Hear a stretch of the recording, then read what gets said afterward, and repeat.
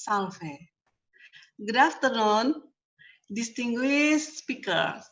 1. Dr. Astuti Yuni Nursasi SKPMN from University of Indonesia, Republik Indonesia. 2. Dr. Kristen Graham from Flinders University, Australia. 3. Dr. Maria Teresa Tofilo Soriano, Community Nurses, Michigan, the USA. 4. Marian Oslan Harin, via Hogeschool, the Netherlands. 5. Dr. Florentianus Stad from Health Polytechnic of Kupang, the Republic Indonesia. And all the participants of international webinar, community-based nursing strategies during COVID-19 pandemic, which came from all over Indonesia and abroad. Let us first give thanks to Almighty God, because with His permission, we can hold and attend the webinar. I, as the Director of Health Polytechnic of Kupang, give the highest appreciation to all participants from various institutions, including universities, health colleges, public health services, nurses, and representatives from the Health Polytechnic throughout Indonesia. This webinar is held because we remember that most of the countries in the world are now having a difficult time because of COVID-19 pandemic. As countries struggle with COVID-19, primary healthcare should provide a critical first line of response to keep people safe and healthy. Strengthening PHC roles now will not only reduce the impact of COVID-19 on the health and well-being of millions, but also limit the shortcoming to the next pandemic. Public health nurses should ensure that all health services must be delivered based on the operational standard. The multiple roles and functions played by health professionals are particularly important during this COVID-19 pandemic, including providing health education, screening services, and support for the general public and for individuals in high-risk categories. Responding to this concern, the Kupang Health Ministry Health Polytechnic, especially the nursing school, as a health education institution, make an effort to improve the nursing knowledge about community-based intervention strategies during the COVID-19 pandemic and draw lessons from best practice of community nursing strategies applied in other countries in the form of a webinar. Through this webinar, we hope to increase our understanding about the strategies applied in other countries. Thus, we could do something better to our community during this pandemic era, especially as we entering the new normal right now. Finally, congratulations on joining this webinar. Hopefully, what we do today will benefit all of us. Have a good discussion. Thank you.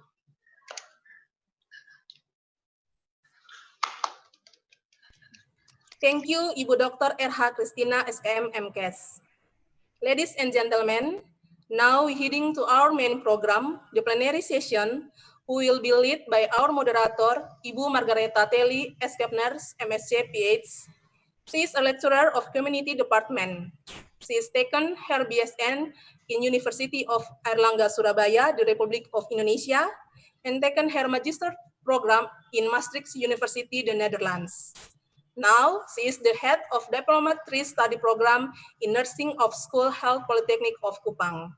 Please welcome Mrs. Telly. Mrs. Telly, the time is yours. Thank you, Ivi. Welcome everybody to our webinar conducted by Nursing School and Center of Excellence of Health Polytechnic of Kupang, NUSA TENGGARA. As mentioned before, that our topic today is focused on community-based nursing strategies during COVID-19 pandemic. Again, I would like to introduce myself. My name is Margareta Telly, and I will be serving as your moderator today. And ladies and gentlemen, in this session, we proudly have 5 outstanding speakers from all over the world, Indonesia, Australia, the United States, and also the Netherlands. Therefore, I would like to express again our appreciation for joining us in this very important event today. Ladies and gentlemen, distinguished guests, speakers, and also all online participants from all over Indonesia, even though the number of positive cases of COVID-19 tend to decrease in the last month, but many countries still grapple with the COVID-19 regarding the long-term impact on the second wave of COVID-19. Therefore, primary health care is known as the essential foundation for the global response to the COVID-19. Primary health care should provide a critical first line of response to keep people safe and also healthy. And because of that reasons, I think public healthcare system are highly encouraged to develop the excellent strategies to stop the spread of local outbreaks and also to deliver the essential healthcare services to the community during this COVID-19 pandemic. Ladies and gentlemen, to address this issue, five of our speakers today will share the developed policy, strategies taken during this crisis, and the future plans to maintain the essential public health services to the community, and share this best practice from their country.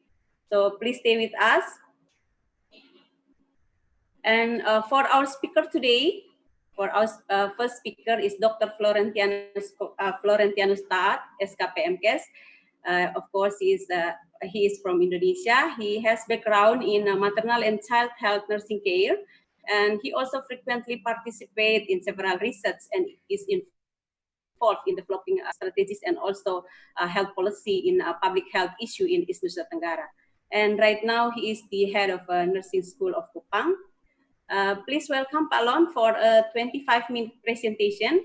And I just would like to remind all of the participants who are online in the Zoom and also in the YouTube channel, you are very welcome to pass your questions in the chat room, and also you can also pass in the Q&A feature for those who are online from Zoom. And the floor is yours, Pak Lon, for 25 minutes presentation. Okay. Thank you very much for opportunity given to me, especially for moderator Ibu Margareta Telly. Assalamualaikum warahmatullahi wabarakatuh. Shalom, Om Swastiastu, Nama Budaya, Salam Kebajikan, Salve.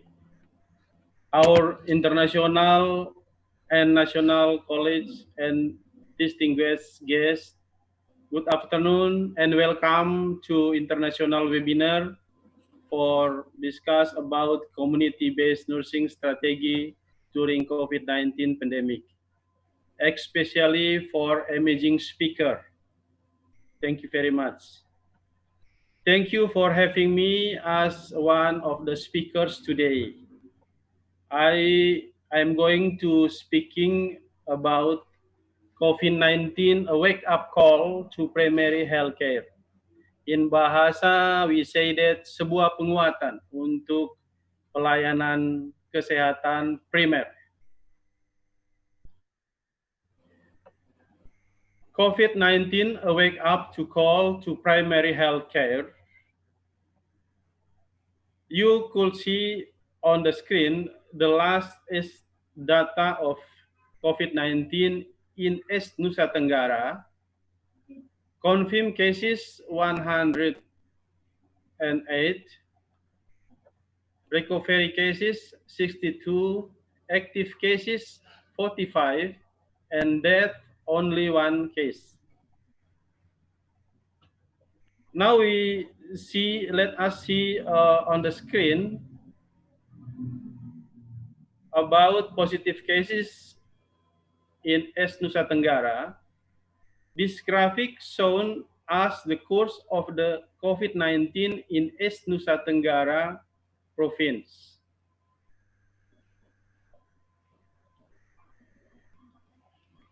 Now we move to the distribution of the case based on the age and sex.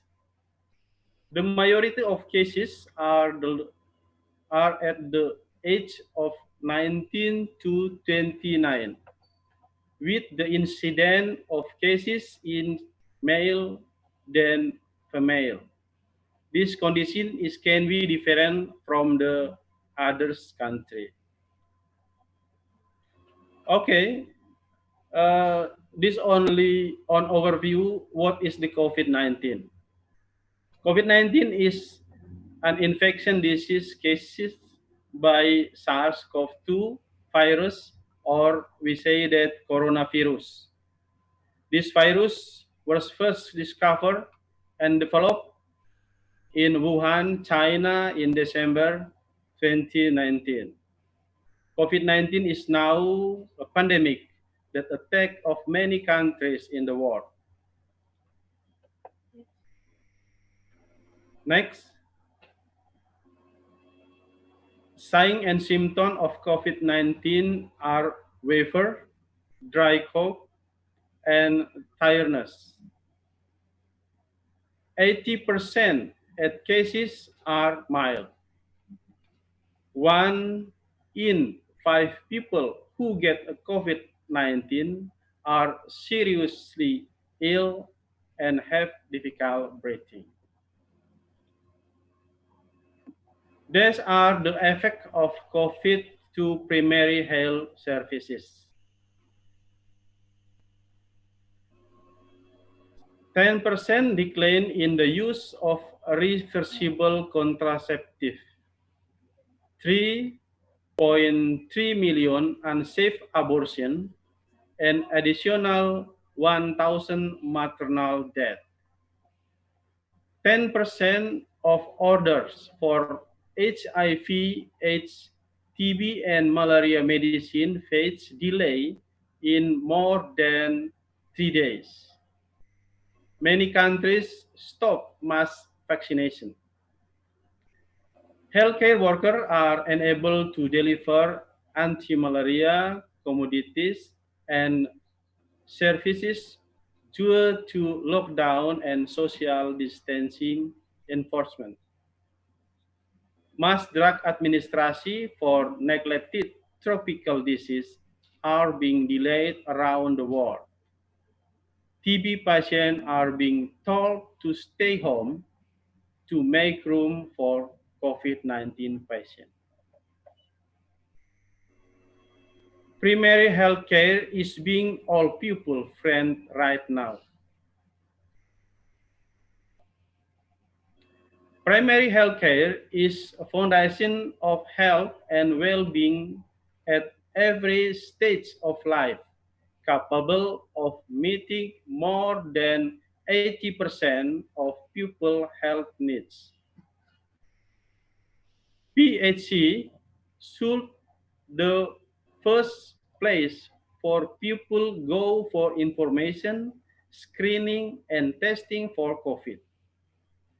PHC provide a critical first line of response to keep people safe and healthy.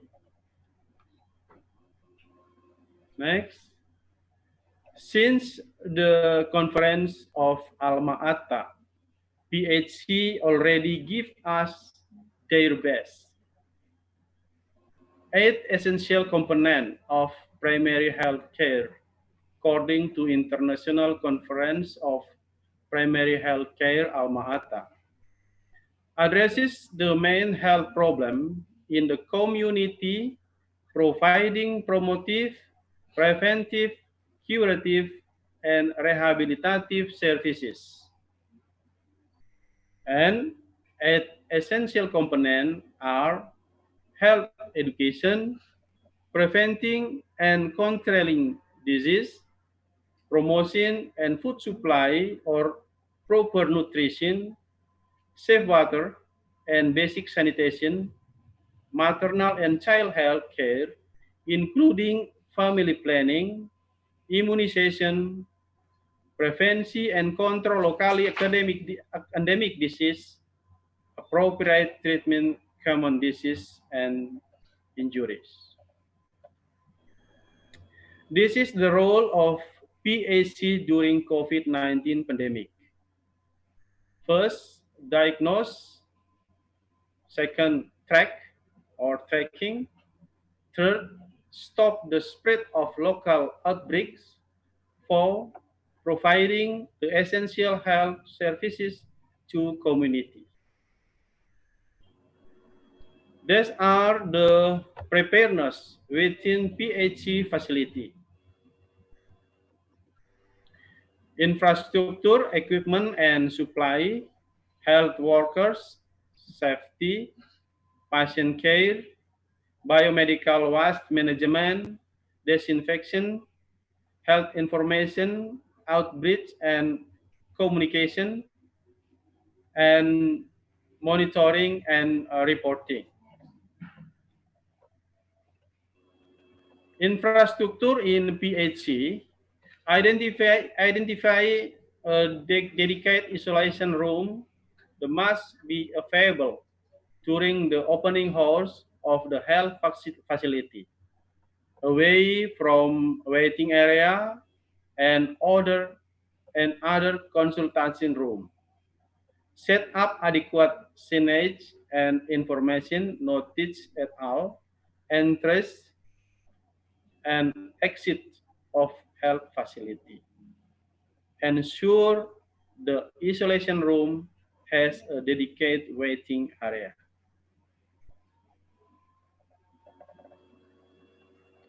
This is the checklist on infrastructure needed.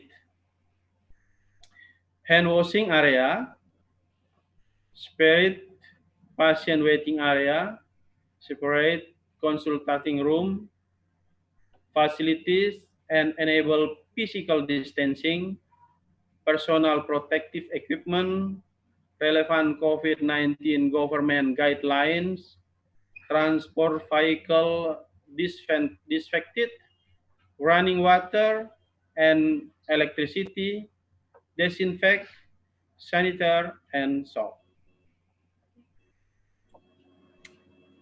This is what the health care workers need. Allocate an adequate number of health workers to attend the patient with suspected or confirmed COVID-19 while maintaining essential service.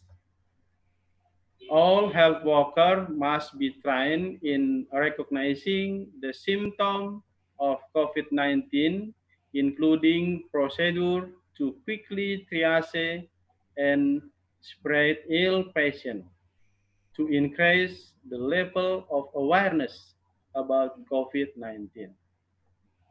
Instruct health workers to strictly follow standard precautions such as hand hygiene, cough, attitude, and PPA use.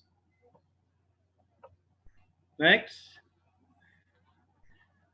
Okay, these are the checklists for health workers' safety. Training on modes of transmission COVID-19, training on PPA, mock drills for staff and PHC, hand sanitizer and designated hand washing have been provided. PPA have been distributed to every staff. Physical distancing norm implemented at the PAC during COVID work,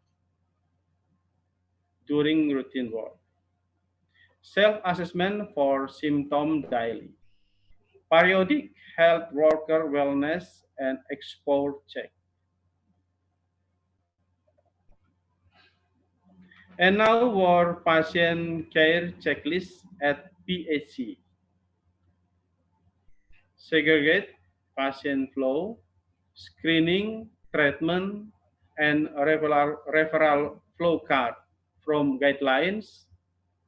Print at least and contact details of COVID-19 testing centers and designated COVID-19 hospitals. Plan for referral, home quarantine, strategy to minimize routine outpatient visit, and teleconsultasi. Okay, now these are the example from for high contact risk. We can see that point 1 until 6. Next, this is the topic needed to be on your poster. Health information, outreach, and communication. Poster to print and display the health center. Common symptoms, do's and don'ts, helpline number, when to seek medical attention, teleconsultation in PHC, local information about PHC. On the screen, you will see the assessment of suspected COVID-19 cases. Manage as outpatient those with mild symptoms and without underlying chronic condition. Establish a communication link with healthcare worker or duration of the outpatient care until patient symptoms have completely resolved.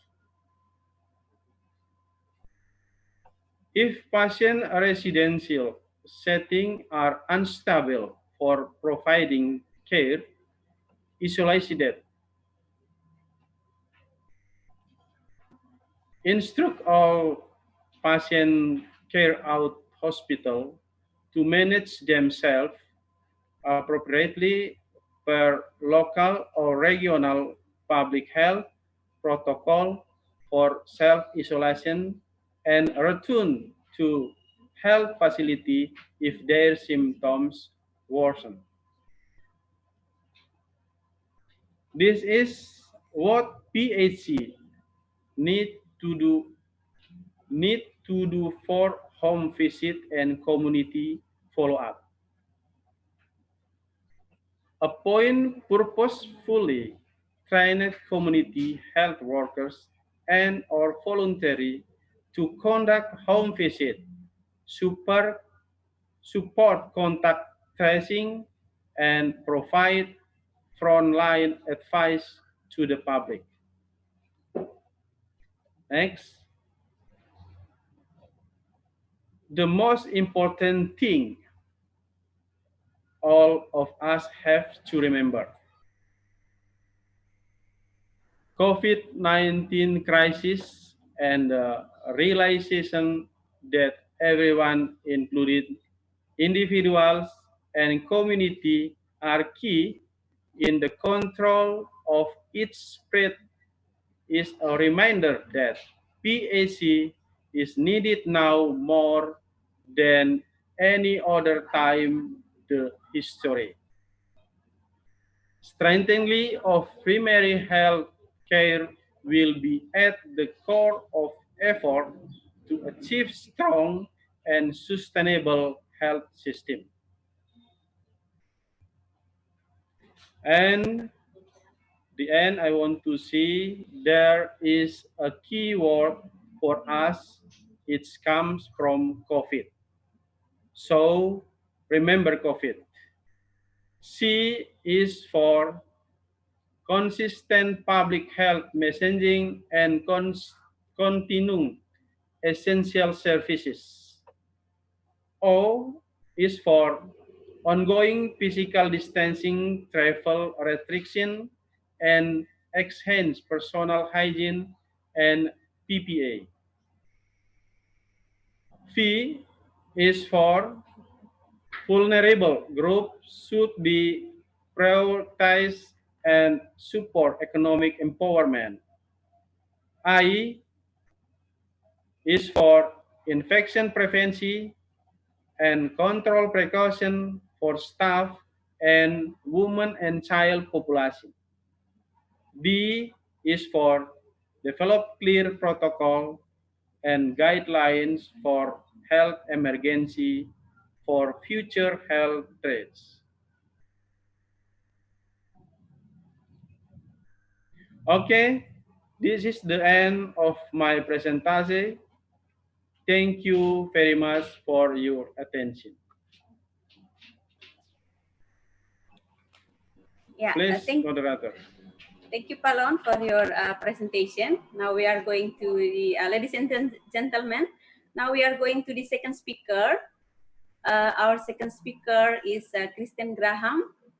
Kristen is a lecturer in nursing and midwifery in the College of Nursing and Health Science at Flinders University in South Australia. Hi, Kristen.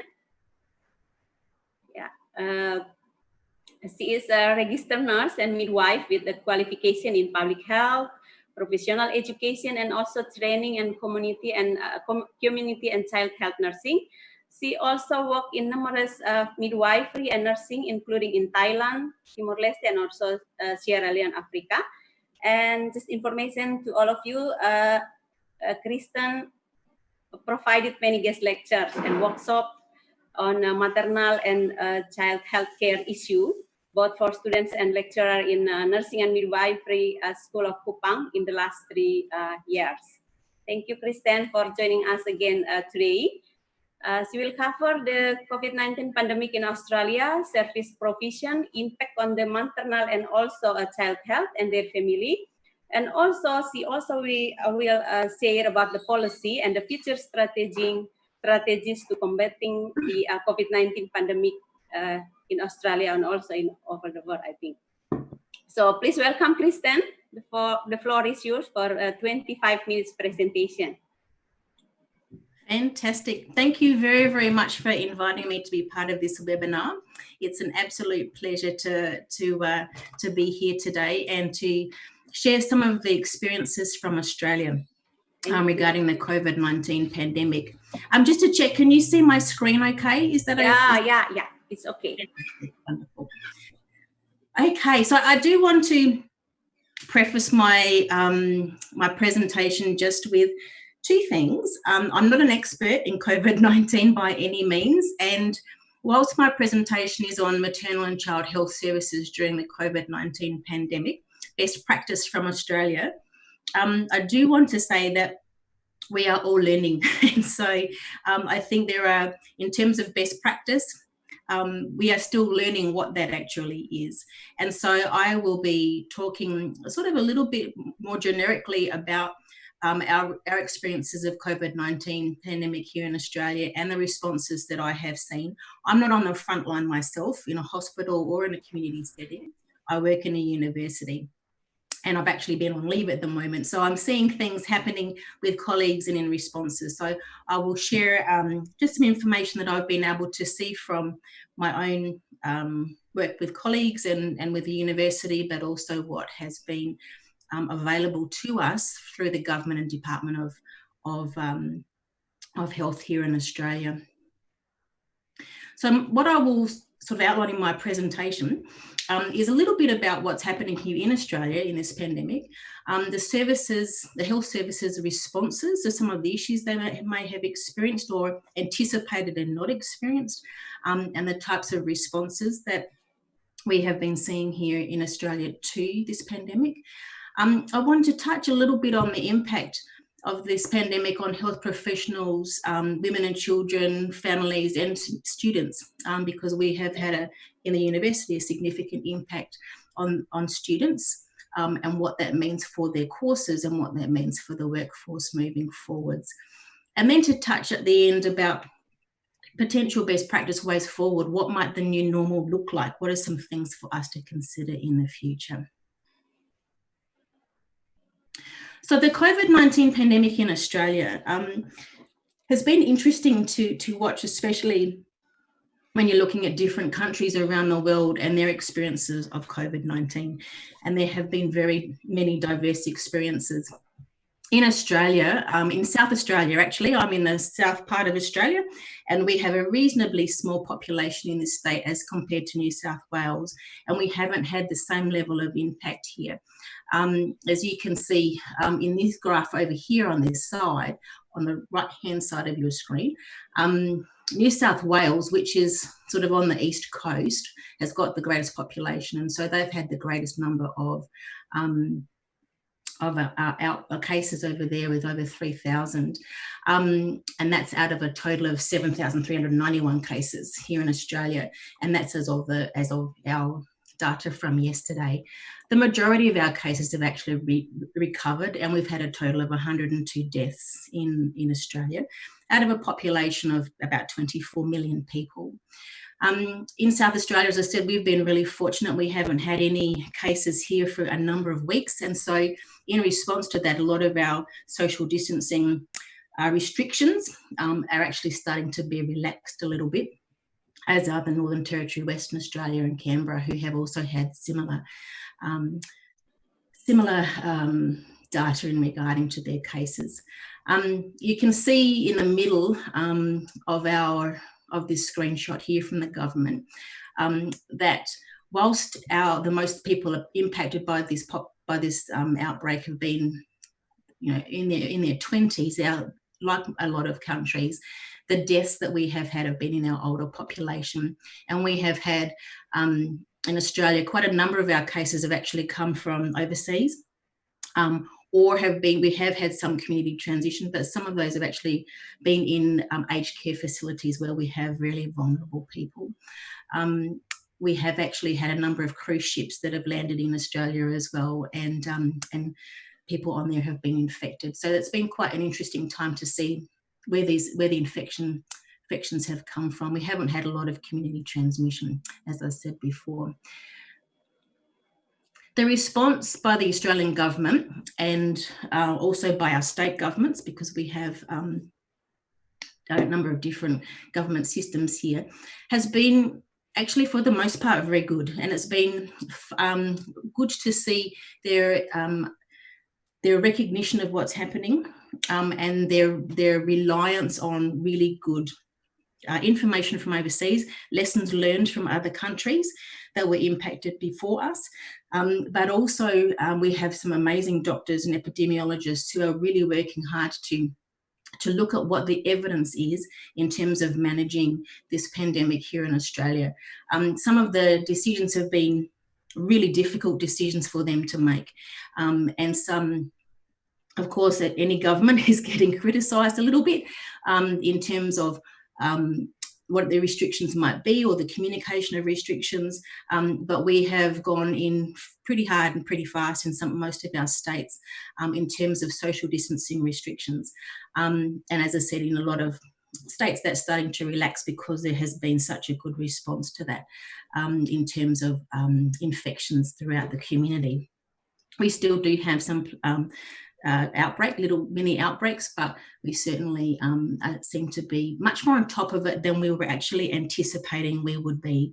I think Australia was very much thinking that we might end up in the same situation, for instance, as countries in Europe who have seen big outbreaks similar to the UK, but we actually have not seen that. And part of, I think, the reason for that is Australia is such a big country with quite a small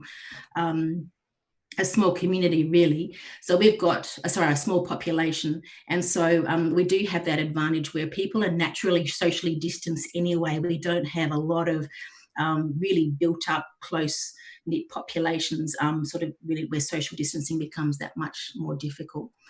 We do also have exceptionally good health system, which is makes a big difference as well. So this particular response just shows the level of social distancing, and the step one was going in hard and fast. Not quite as hard and fast as New Zealand, but certainly we did do a lot of things where we just shut things up. Kids stayed home from school in some areas, people were working from home. We were only allowed to stay within your home when you possibly can, all those sorts of things that are happening around the world. the states are mostly at step 2 or 3 in terms of coming back out of these restrictions. The Australian government, there is a lot of information out there. They have been very responsive, as I said, in terms of developing plans for how to manage what's happening at the moment, but also moving forward into the future as well, because we really don't know what's going to happen around the world with COVID-19. So I've provided a couple of links throughout this PowerPoint, which I believe you guys will be able to access later. So you can click away and find out some more information. But for instance, they've come up with the Australian National Disease Surveillance Plan, which outlines a national approach to surveillance to inform the public health measures moving forwards, and the Emergency Response Plan for novel coronavirus about the key activities. So there's lots of things that are available to the general public, as well as health services and professionals. One of the responses, like any country around the world, has been the provision of funding. It's been an absolute necessary thing for governments to spend money on this response, because it's absolutely necessary. And so the government has spent a lot of money in investing into this response. So here there's a snapshot from one of the news articles back in early June about the government investing millions of dollars into medical research to find a vaccine and treatment for COVID-19, as many governments and many organisations around the world are focusing on this. They're looking at a lot of innovative ways to try and come up with a vaccine that's not guaranteed, but fingers crossed is looking good. But the government has also spent a lot of money on upgrading our hospitals. So this is an intensive care unit where they would have been treating people who have become really ill with COVID-19. And so, making sure we've got a lot of equipment and consumables, we've been opening up hospitals. Here in South Australia, we had a whole hospital that closed down that they opened up again. Specifically for COVID-19. They've invested a lot of money into education for medical staff, nursing staff, midwifery staff, to provide them with, be able to provide high level intensive care healthcare.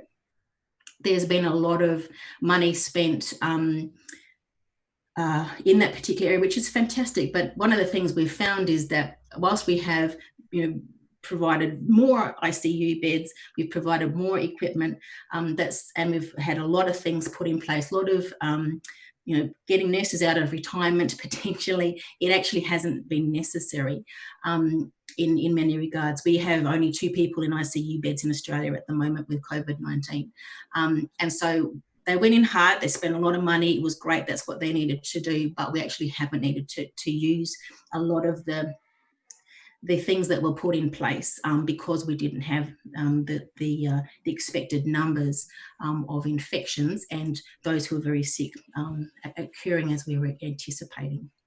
But there has been a lot of funding also put into place on consumables, and one of the important things, of course, has been protective personal equipment, and that has been something that Australia has been very good at because it's such an essential part. And I think worldwide people are finding it difficult. You have the funding but may not be able to actually get the equipment that you need. And so that's been a significant issue, and it's been a focus for Australia of making sure that's available to protect our staff who are working there. And one of the things in Australia, the community has not been encouraged to use masks here. They've surgical masks.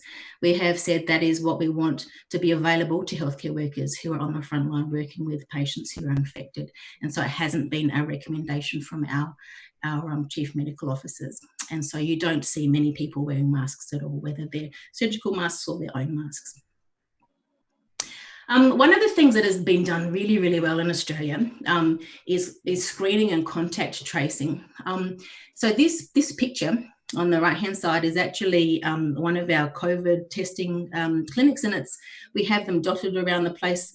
And this one is a drive-through one. We were finding early in the pandemic that people who were unwell and wanting to be screened were having to call their doctor, getting a referral to go from the doctor, then to get tested, then go and get tested. And so it didn't make sense. You've got someone who's potentially infectious. You don't want them wandering around the community going from place to place. And so one of the things they came up with was a drive-through testing facility where people don't even have to get out of their cars. They can actually get a referral by email and then just get screened and go straight home. So they're not really getting in contact with many people. One of the things that we also have is the COVID Safe app, where anyone can download this. It's not mandatory, but they're encouraging everybody in Australia to download this app. Keep your Bluetooth on, and then if there happens to be a case, then if that person does actually have their app on, they can get data from that and they can track to see who was in 15 meters of them at any time during the period they think they're infectious. And then they can contact you via the app to say, you have potentially been in contact with someone who's positive. Please make sure you go get tested. So that's one of the great things that they have put in place. One of the things that has been done very well, particularly here in South Australia, is the screening of anybody with respiratory symptoms. Early on, there were because we didn't have a lot of tests and testing facilities available in many parts of Australia, there were restrictions as who should get tested, so that depending on the symptoms you had. But we had a big blitz where anybody, if you had the sniffles, they wanted you to go and get tested. If you had just a mild cough, please go and get tested. So they really could get an understanding of were there any hidden COVID-19 cases that had very mild symptoms and weren't being picked up but were potentially infectious. So South Australia has been a leader in the world in regards to how many people they've actually tested. And they actually started that very early here in South Australia. Anybody who was tested for a respiratory condition just in a hospital, they would make sure they were testing for COVID-19 as well. So they have a really accurate view that at the moment we are sitting on zero because of our testing is so good. We do have lots of funding that's been put into communicating with the community and really making sure they are on really aware of what's happening. They also have things like symptom checkers, where if you're concerned that you may potentially have COVID-19, that you can go through a symptom checker and then, get some advice about what to do next. We have a lot of different apps, communication apps that have been developed by the government, where people can just, make sure they can go down on their phone and have a look and see if what's actually happening. So the Coronavirus Australia app, then of course the WhatsApp channel for COVID-19. So really, really making sure that they're connecting with Australians using what they have available to them. Other different things about, websites that they can actually go to about work and safety and how to help stop the spread. Information lines if anybody's worried. Lots of health education, and I do really like this one. I thought I'd be very Australian. This is from New South Wales, this sign about social distancing. So how to figure out, how much is 1.5 meters? Well, it's about the length of an adult kangaroo. There's another one that I think has got three koalas, next to each other, or a small crocodile. So they're really trying to make it a little bit fun as well. But lots of health education, there's lots of things around, how often to wash your hands. And if nothing else comes out of this, everybody should hopefully be able to wash their hands and practice hygiene moving into the future, because it's something that should be ingrained into us now. In Australia, we did have some really interesting responses. We ran out of toilet paper here because everybody was panic buying. And so it was really hard to get toilet paper or hand sanitizer. Things have settled down now. People are, feeling much more confident that that's not going to run out. So they don't need to stockpile. But that health education, that constant community discussions and making sure that people are not fearful, that they are well informed, they can make good decisions, has certainly made a big difference. We still see people who are properly socially distancing. However, it is on the most part, they've done pretty well. There have been a lot of guidelines and information and services put in place in regards to the health response.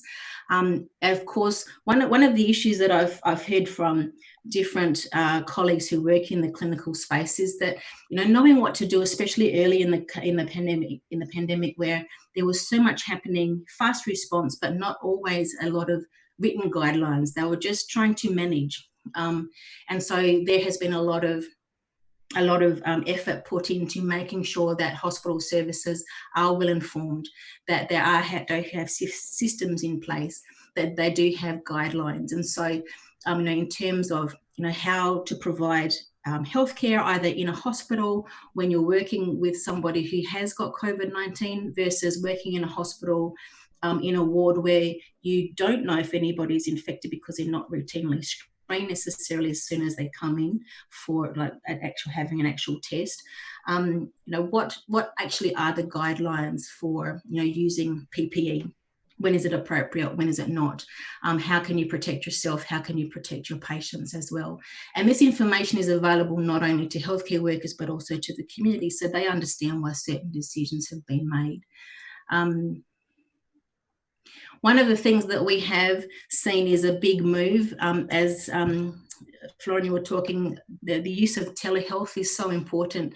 And from a maternal and child perspective, health perspective, this has been really beneficial, but has been a little bit tricky for some people. And I'll talk about that shortly in a while. But there has been a massive expansion of existing telehealth services. In Australia, we have a lot of people who work in rural and remote areas, and so a lot of people who live there, and so we have quite a good telehealth service available, but this has really been expanded. And in maternity care, where you are, you know, someone's having an antenatal visit, then one of the things that's often been done is that part of the visit will be done by telehealth, especially, you know, around any health education or looking at test results and explaining those. But you do still need that face-to-face assessment for physical examinations. And so that's been something that midwives have tried to do both, so that women are not feeling left alone. However, the consensus has been from some women that they really miss that face-to-face care that's been provided, and that the telehealth consultation haven't been a replacement that has been absolutely, you know, beneficial for them. The government funding has been expanded to make sure that any telehealth consultations are actually properly funded for the health professional, which is good. And this is actually from America, but you can see that there are a lot of opportunities in maternity healthcare around what would be appropriate for telehealth or telemedicine. So, you know, virtual prenatal care visits, or doing at least part of that. At home monitoring, if that person actually does have, you know, a blood pressure machine or etc. But otherwise, sort of maybe doing those assessments face to face. Consultation with specialists, absolutely. Online communication with providers. Mental health care, where you can really, you know, sit down for an extended period of time rather than trying to do it in a short period of time face to face. Virtual postpartum visits and lactation support or breastfeeding support, and those sorts of things, you know, can be done by telemedicine, and there are more innovations happening in that space. But certainly, women are missing the face-to-face, you know, just being with somebody, because midwifery is with women, and, you know, being right there supporting someone in their lounge room or wherever it might be is really important. And so this is something that everybody is trying to get used to, and yes, so it'll be interesting moving forwards. There have been lots of hospital protocols put in place. And so this one is a flow chart for the triage and risk of suspected or confirmed COVID-19 women. And it looks at, you know, what is the screening requirements, what are the admission requirements, would they be needing to be transferred, you know, do they need to be using a negative pressure room, which is ideal if they've got COVID-19. The mode of birth here is not influenced by COVID-19, so lots of different things put in place there. I was asked to touch briefly on vaccination services, and here in In Australia, we are continuing vaccinations for children as much as possible. And the World Health Organization, UNICEF, certainly recommend that as much as possible, children and pregnant women continue to receive scheduled vaccines. And the reason for this is that if we're not providing those vaccinations, then those people, our children and women, are at risk of developing some very serious diseases, and we're going to find that we have outbreaks of other things such as measles or pertussis, etc. So it's really important. We're coming into our flu season here in Australia, and so people are really getting encouraged to get their flu vaccination, because we don't want to have a flu outbreak on top of this pandemic as well. One of the things, of course, is that the COVID-19 vaccine and treatment developments are underway worldwide, and there will have to be a lot of education about normal scheduled vaccinations for women, children, and vulnerable people in the community, but also about what this vaccine for COVID-19, if it becomes available, what treatments come available. A lot of information provided so that there is a good uptake and use of that, because there will be some people who will say no, it's not safe, and we have that for normal vaccines as well. So that will take a lot of effort and require a lot of education. There have been a lot of impacts on maternity and child health services, as we've sort of mentioned. One of the big things we found was elective surgery cancellations has had a big impact on people. That hasn't impacted so much elective caesarean sections, although they would be encouraged to birth normally if appropriate. However, certainly that has seen a big impact on our workforce. We were expecting to need more nurses, but we actually had a lot of nurses laid off because there was no elective surgeries being run, so that's had a big impact. A lot of issues regarding to resourcing staff, communication, the transition to telehealth, a lot of hesitancy of some patients in accessing required care. So we've had some doctors actually go online actually saying, if you've got symptoms of a heart attack, for instance, please don't hesitate to come to hospital. It's okay, it's safe, we'll keep you safe.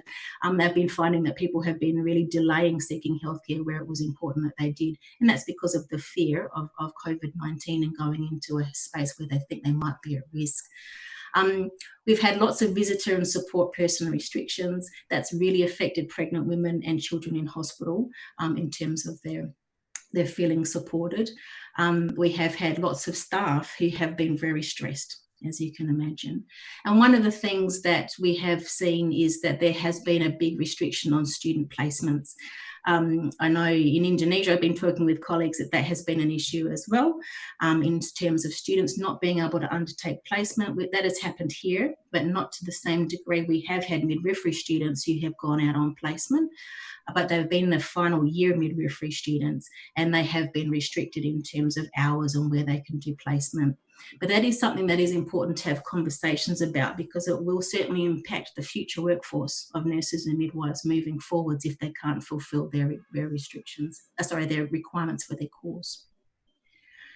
For the impact of women and children, there certainly has been a decreased access to support services, and women the Australian College of Midwives is undertaking a research study at the moment to see what the impact has been and what women's experiences have been. And so there has been a lot of women who, through that research, who have identified that social distancing and isolation has had a real social and psychological impact on their experience. And that as we know, makes a big difference for how well they're going to cope with their pregnancy, how well they're going to cope with the transition to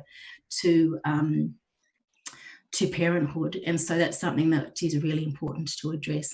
Lots of fear, and so there's been a lot of information provided to try and allay those fears about infections and birthing in hospitals. Big economic impact. We've had a lot of people who've lost their jobs in Australia, millions of people, which of course increases unemployment, and there becomes issues with poverty and associated health impacts. The government has spent a lot of money on actually providing people with money to be able to cope in this time of unemployment. They've spent millions and millions and millions of dollars in that support, which is wonderful, or on helping businesses to be able to retain people. There is a big impact of working and schooling from home, which places stresses. I'm trying to manage everything, but also big strains on family relationships when you're stuck in the house together. And we've seen an increase in family violence, which is, again, the government is responding to try and identify those cases and respond appropriately, because it's hard in a shutdown when you don't really know what's happening in the house potentially. So lots of different things, again, in response and support systems. This is another app that's available for mental health support by the government, which is great. And so lots and lots of things that's happening. So to wrap up, so I realise I've gone a little bit over time, sorry, Telly. But in terms of best practice moving forward, we don't really know what that moving forward is going to look like. But certainly some of the things in terms of health services that's really important is pandemic and emergency preparedness. And we have been very reactionary and I think most countries have, because this is something quite new in terms of its scope. And so the emergency preparedness is something that we've got a lot of people working on. And one of my old colleagues works for World Health Organization, and that she's working specifically with agencies here to improve that. I think moving forward, there are some really great things that will come out of this, because in Australia we've had great intergovernmental, departmental, interdisciplinary communication and collaboration to be able to manage this, and that moving forward is a positive thing, and I hope that will stay. There'll be a lot more information about community socialisation and education about different things that are happening, and really trying to enhance health literacy and taking responsibility for your own actions in this response as well. Lots of innovations, and I think those will continue, and lots of things happening in that space. Infection control measures, they're really going to be ramped up, and that's going to be something that is with us for a long time to come, and that's a good thing. Expanding of telehealth access and being innovative and flexible in how we actually provide services. Lots of things have worked really well. And universities have worked really well in using online learning, and so I think we'll find more of a move to that, but there will need to be that balance, I believe. There will be a lot of research undertaken in regard to what is best practice moving forward, and certainly an investment in nursing and midwifery education, which is a positive thing in trying to make sure we are prepared.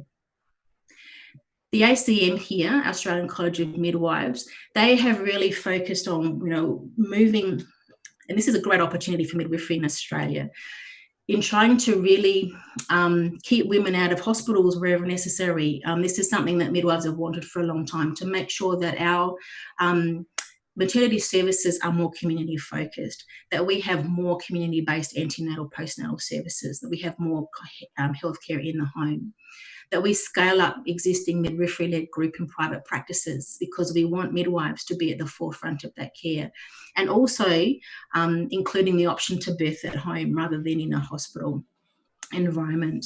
To look at implementing standalone birth centres, so again, having separate areas that are not a hospital, a tertiary hospital, but are more standalone birth centres. Looking at policies and implementing policies to support the increased access birth at home options, and the opportunities to utilise midwifery, nursing and the student workforce, and utilising them well, because they can provide a lot of support, which I think is underutilised in many regards. So just to finish off on, this year, at the beginning of the year, it was announced that this year, 2020, was International Year of the Nurse and Midwife. And who would know that at the beginning of the year that it was going to be very, very obvious just how important nurses and midwives are in effective healthcare system. So they've really, and nurses and midwives have stepped up. They have really stepped up and met the challenge. And they really have. And so I just think one of the things that will come out of this year is a great appreciation and recognition that absolutely this year that nurses and midwives are are absolutely critical and vital to global health. And that now more than ever, the world needs skilled nurses, midwives to respond in crisis and be leaders in improving health services. So I think there's going to be lots of opportunities for us to be able to do that. So I wish you all the best, because I know in Indonesia, you guys are very active in that regard. And Yes. so, yeah, now's the time, guys. So I do have a few information things that you can link to from the World Health Organization around the world that you may find beneficial as well. So I do apologize, I've gone a little bit over, but thank you very much, and I hope that was helpful to give you a snapshot of Australia and COVID-19. Yes, thank you, Christian, for your interesting presentation. And I would like, there are so many questions for you in a Q&A feature. You can look at the Q&A feature. Because of the time, we cannot, I mean, in this discussion session, we cannot cover all of the questions. So I kindly ask you to just look at the question and then try to answer if you have time, because there are a lot of questions for you. All right. There are, Thank you, Kristen. Okay, thank you. Yeah, thank you, Kristen. And ladies and gentlemen, right now we are going to the next speaker, Ibu Maria Teresa Soriano, Registered Nurse, Master of Nursing, PhD. Thank you for joining us, particularly because right now in Michigan is about 2 a.m. or jam 2 pagi, Bapak Ibu. In Michigan is now at 2 p.m., early in the morning. So Ibu Soriano will share about her experience as a home health registered nurse in Michigan, USA during this COVID pandemic. And just information about you, previously she was a dean in a school of nursing at Emilio Quinaldo College, Philippines.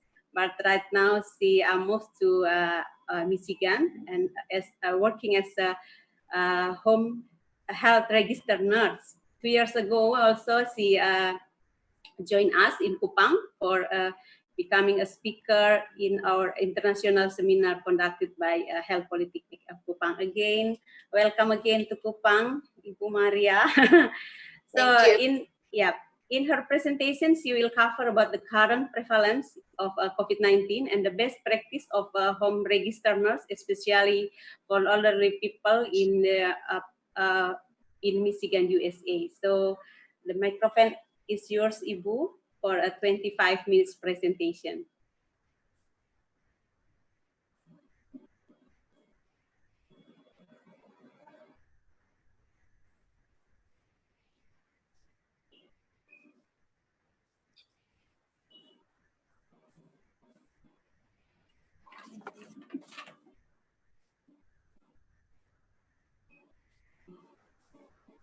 Yes, hello, good afternoon to you, all of you there. Good morning to me. It's already 3 a.m. here. So, of course, I would like to share with all of you, especially to the participants back there in Indonesia. And it's nice to see you all again, even though it's through online now this time. And so this is a community nursing strategies during COVID pandemic. So I will share with you perspective of a registered nurse here working in Michigan, USA. So it's really difficult because, you know, when I came here in December, COVID-19 was not around yet. So it was just in around February that the pandemic outbreak began. So it was really difficult, and I'm just starting to work, and what I got here is the pandemic.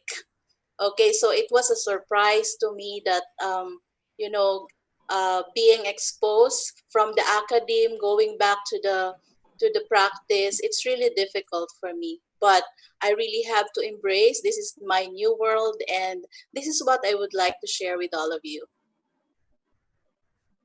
So for the participants at the end of this webinar, they will be able to identify the current prevalence of COVID-19 globally and in the USA, specifically in the state of Michigan, define home health care in the USA, cite the health policies on COVID-19 in Michigan very briefly and very simple, and determine the best practices of healthcare workers, specifically nurses in Michigan against COVID-19.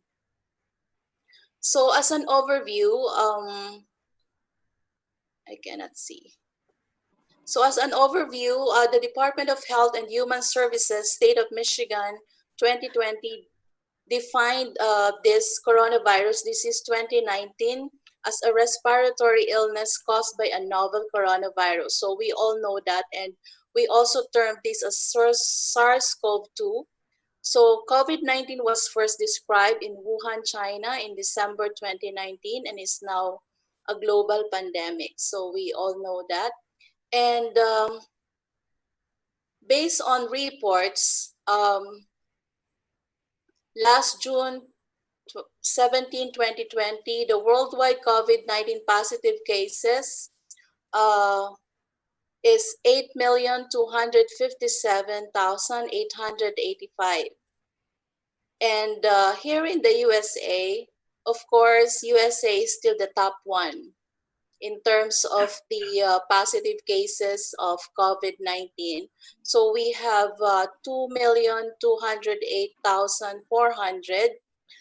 This accounts to 26.7% against the worldwide positive cases. So in terms of the Michigan prevalence, we have 66,269 positive cases. That's about roughly 3% of the US cases. And but the good thing is during this June 2020, the good news, the Michigan is still part of the top 10 among the states of the USA. Because why I said good news, because during April, March 2020, Michigan was on the 3rd and the 4th rank. Okay, so I can say that based on this practices, based on the different policies being implemented and mandated by the state government of Michigan, it gives a lot of improvement on how we can really surpass or to prevent the further spread of COVID-19 in this state. So I will directly focus on community health nursing. And when we say community health nursing, here in Michigan, we call it the home health care, or in the whole USA, the home health care is really part of the primary health care. So this is part of the healthcare delivery system in the US, and this is very famous to everyone, since they try to limit or to decrease the number of patients present in the hospitals or long-term facilities or skilled nursing facilities. So, and based on access.com, this is one of the platforms that is being used by the home health care agencies. They believe that the future of healthcare here in the USA, they believe that the future will be at home. Okay, why? Because they believe that the home health care is a wide range of healthcare services that can be given in your home for an illness or injury. So we do not cater for, or we do not choose whoever will be our patients. So whatever case it may be, if we receive the referrals from the doctor, from the agency, so we have to attend to all of them. So at the same time, home health care is usually less expensive. So this is cost effective. This is more convenient because the patients will be at home, and just as effective as care you get in a hospital or skilled nursing facility. Because home health care also consists of primary doctors or primary physicians, nurses, therapists such as physical therapists, we have the occupational therapists and speech, and we also have the health aid and the involvement of the medical social workers.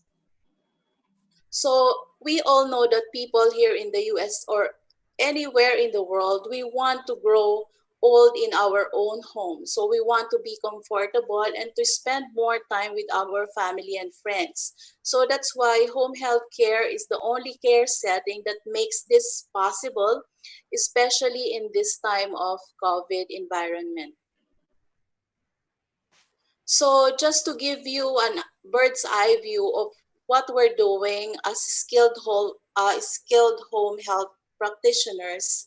So these services is not just limited to all of this.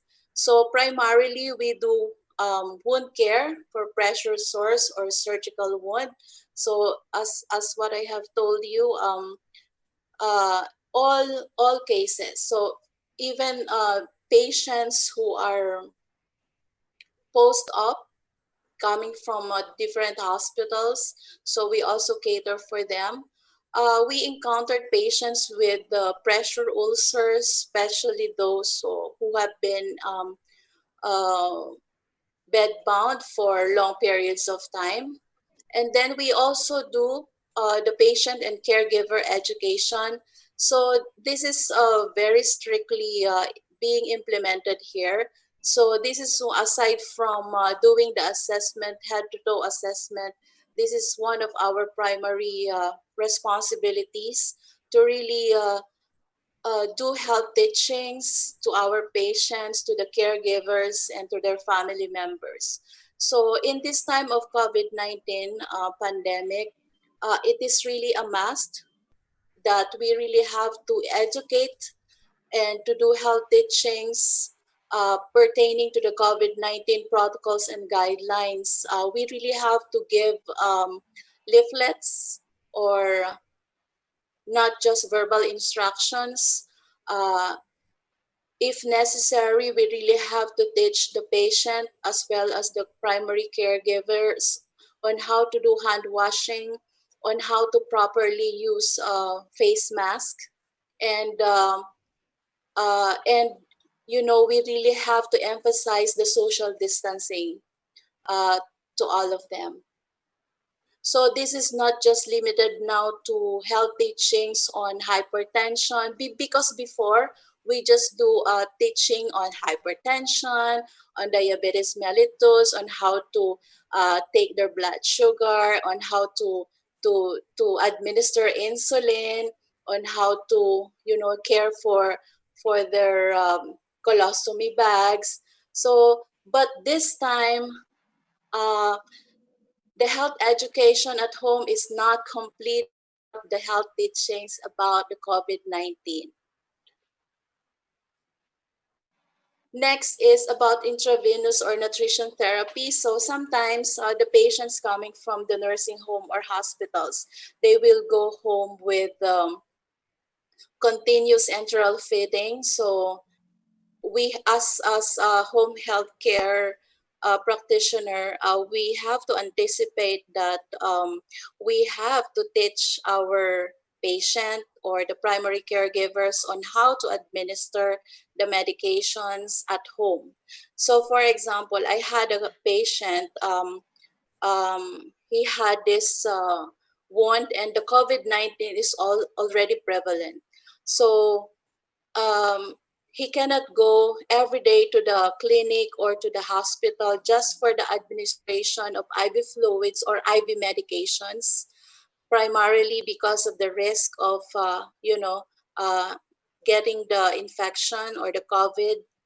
So what the doctor do is they put the PICC line, and then they refer to the home health nurse.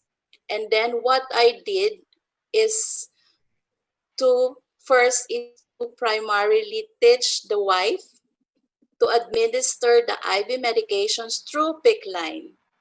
And I just go there every once a week just to do change of dressing and to check on the competency or the, how competent is the wife to give the medication. So that's just an example.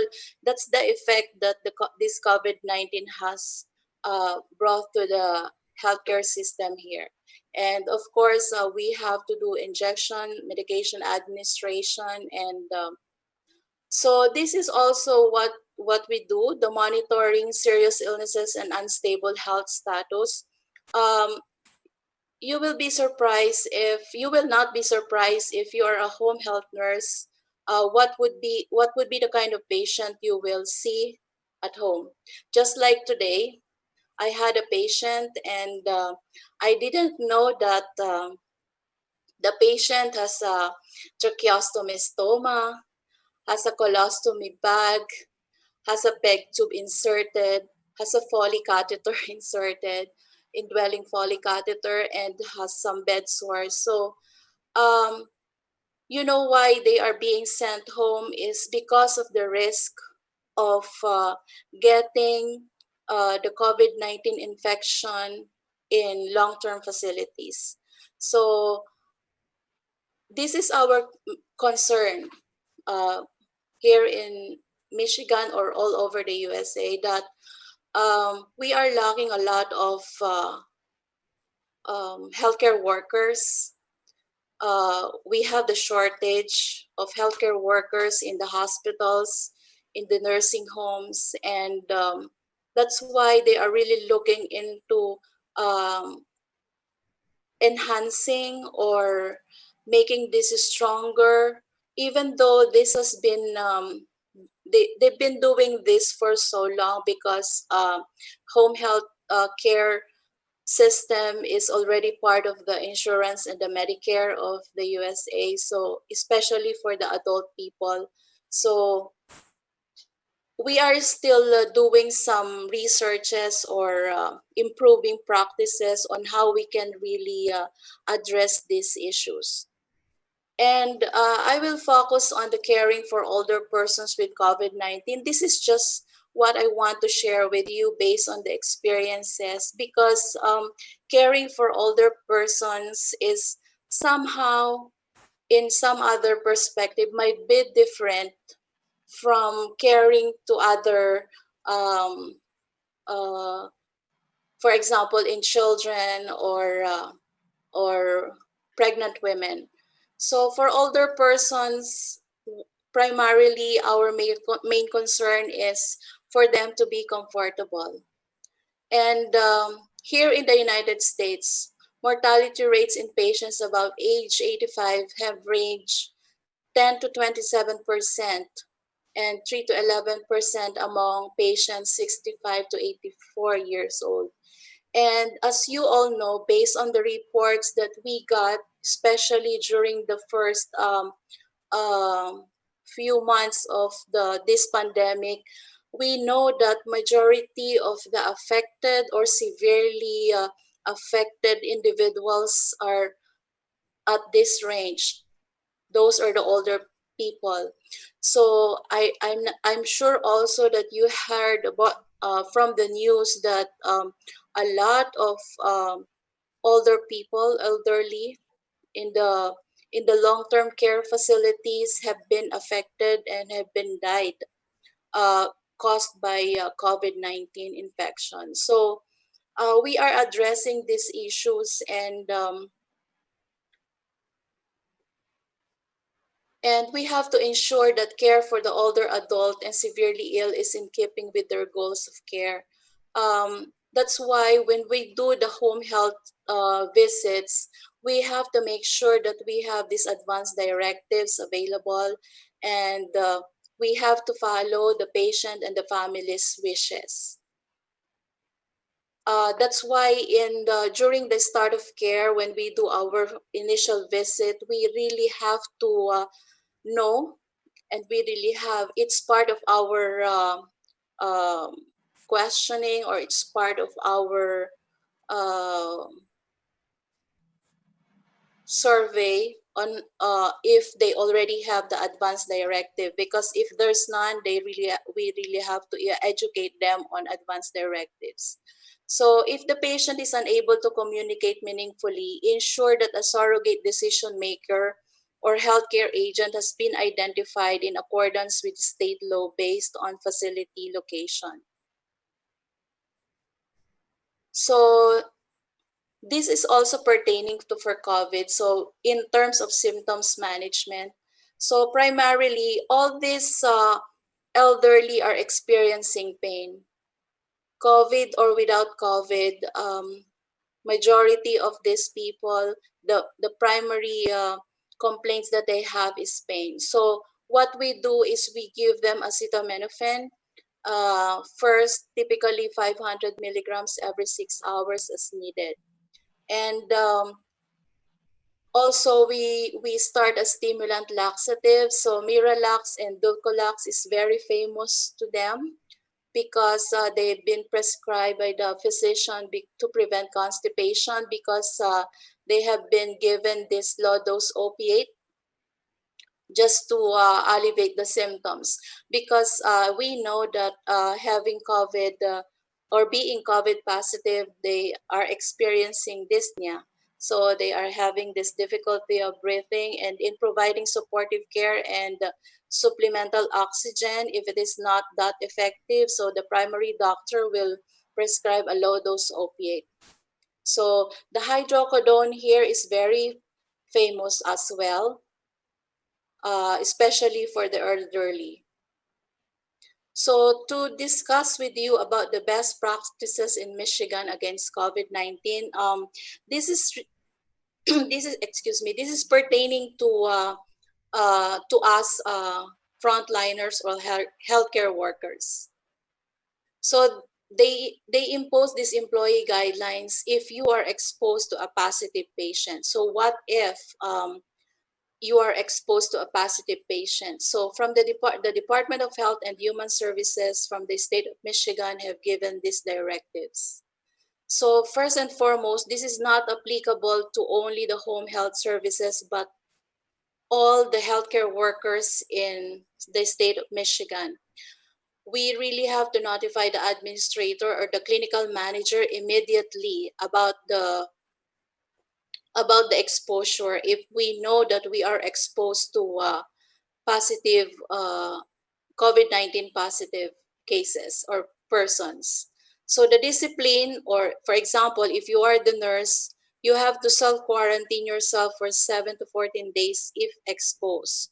So, and you have to monitor and provide a list of patients that were seen in the past 14 days. So this is part of the contact tracing.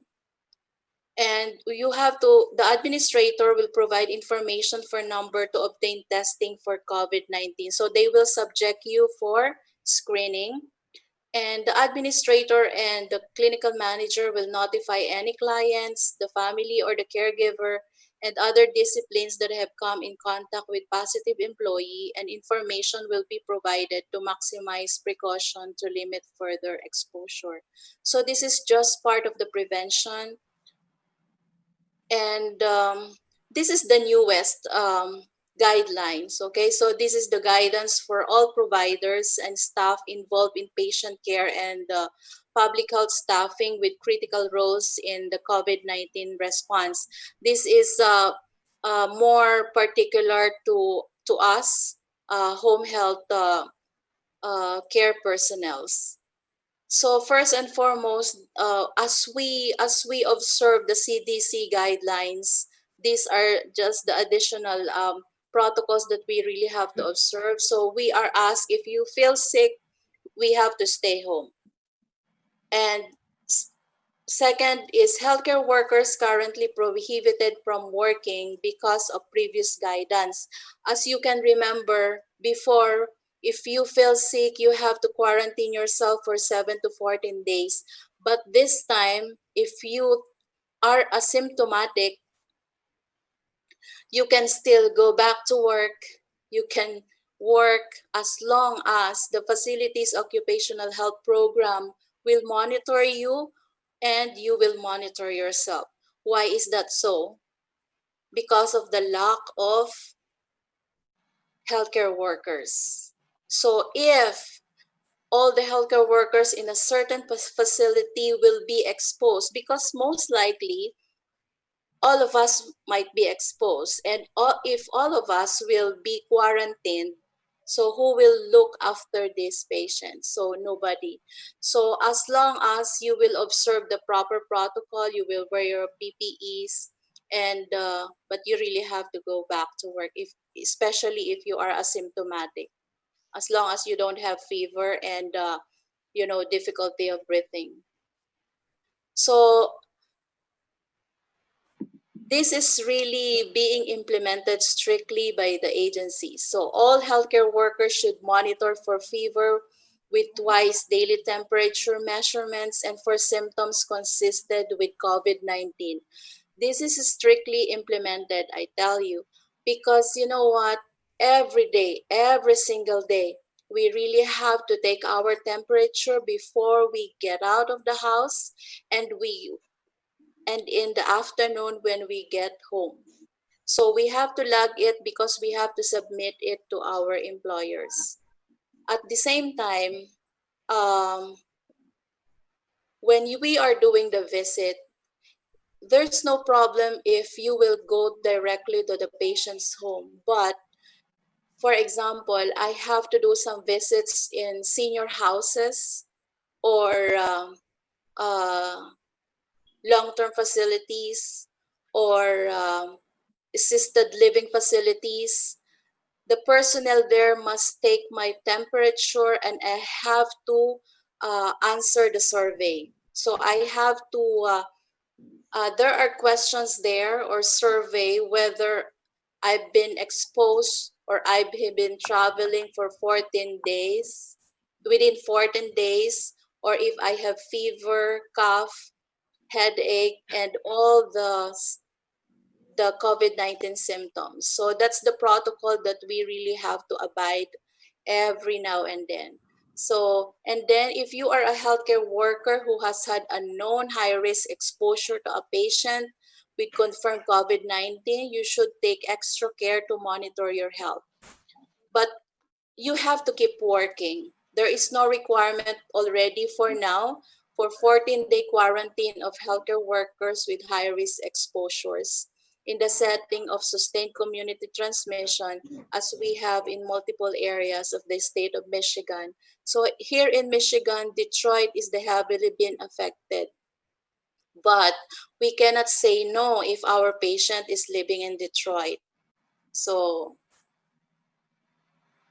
and the last thing, the innovation, it's been existing. I heard it from the talk from Australia. And this is the telemedicine support during the COVID-19 pandemic. And it is being enhanced here. It is being used primarily because, you know what, during the February or March, or when we started the lockdown here in March, majority of all the doctors' clinics were closed, and until now, some of them are still closed. And the common complaints that you will be getting from patients is that they are having really difficulty getting some appointments with the doctors. So they are really relying on the home health services, because without the home health services, they will not be seen by anybody. They will not be taken care of. So the symptoms might not be, forwarded to the proper authorities, especially to the doctors. Ma'am, So, you have 1 minute more. okay, almost done. Yeah. So the telemedicine encompasses a set of tools. So this is based on the cdc.gov website. Also, they agreed to this, that this is a set of tools that leverage information and communication technologies to most commonly extend medical care across geographic distances and boundaries. So this is really very helpful, because we also term this as a clinical distancing, wherein the doctor and the patient can really collaborate through online. Okay, so I have seen some of my patients doing this. They are doing this teleconferencing with the doctor, wherein they can, they can just tell what are the symptoms that they have. They can show the status of their stoma for that day, and they can share with them the results of the blood draw or the blood works that they have done for the patient. And by the way, also speaking of blood draw, the the the home health nurse here is also the one doing the blood draw for the patient being sent to laboratories, and then it will just be forwarded to the physician. And then telemedicine can be provided through primary mechanisms. This is just direct to patient, wherein the healthcare provider examines the patient in real time, or it can be teleconsultation using phones or audio. So they can just discuss the current condition. So are just the references that I can share with you. And yeah, that's it. Thank you so much for your attention. And if you have some questions, just have my email. Okay. So Yes. Thank you, ma'am, so for your much for the opportunity. Yeah. Yeah. Thank you very much for your fabulous presentation. Again, I would like also to ask you, because there are so many questions for you in the Q&A feature. The below button, you can see the feature Q&A. Because we cannot cover all the question, we kindly ask you to just respond the question on the Q&A feature. Thank you, ma'am. Thank you. Yes. Now we are going to the next speaker. Next, we will have Ibu Dr. Astuti Yuni NUSA, SKP Master of Nursing. She is a lecturer in the Community and Family Nursing Department of the University of Indonesia, and right now she also works in University of Indonesia Hospital. She is active speaker and also author for family nursing care. And Ibu Yuni will talk about the implementation of family nursing care during the COVID pandemic, and which is more focused on the nursing care plans for the family during this crisis. So welcome, Ibu Yuni, for a 25 minutes presentation, and the floor is yours right now.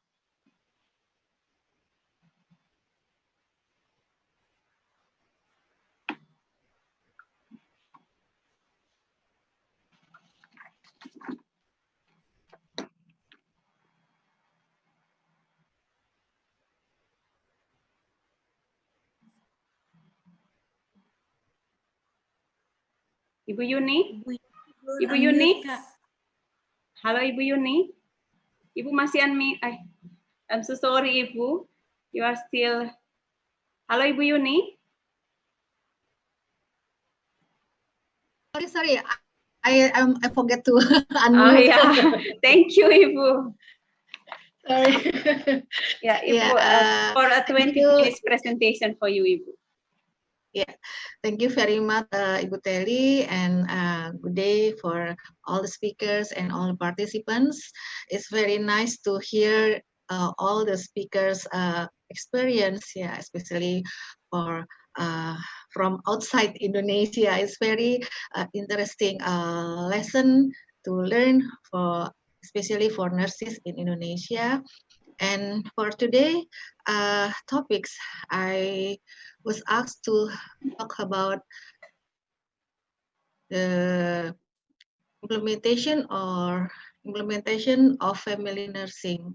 It's already share screen, Bu. Oh, not yet, Ibu, not yet. Yeah. Yeah.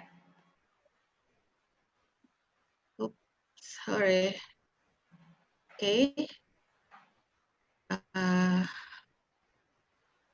Yeah. Thank you. And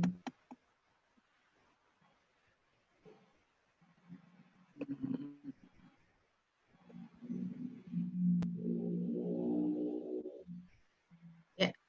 Okay. It's already share. Ibu Telly, is clear? Yeah, we already see your presentation, Ibu. Okay, we'll talk about the implementation of family nursing care during COVID-19 pandemic. And I think the implementation of family nursing is likely similar with Ibu Maria from Michigan experience is home care nursing, but in Michigan, of course, more advanced than Indonesia. Yeah, this is okay. Yeah, this is my curriculum vitae that I've been also come to the Flinders University. I don't know whether I have met Kristen or not last time, because I finished my study at 2000, at the year 2000. So I miss the Flinders now. Yeah, and I start my presentation with the general definition of the family, just a refreshment about sharing perception, what we think about the family. In from Bahasa Indonesia dictionary, family is a mother, is consists of mother, father, and children in the one whole house. And from Undang-Undang Nomor 52 tahun 2009 about population and family development, family is the smallest unit that consists from the society, that consisting of husband, wife, or husband, wife and children, or father and his children, or mother and her children. And the family become like a traditional family and non-traditional family. And from Ministry of Health of Indonesia, Republic Indonesia, it said that family is institution which is the smallest unit of society, and it called a household or nuclear family. Yeah. Next, I would like also to share about the family nursing process. Yeah, that we know that the unique assessment from the family nursing is because we have to do assessment not only at the family but also from individual family member. So family, we assess social cultural, how they live with their social cultural, the environmental structure, the family structure, family function, the stress, and how the family cope with the stress when we know as a coping strategies. And from family individual member, we usually assess the status of mental health, physical health, emotional, social, and spiritual.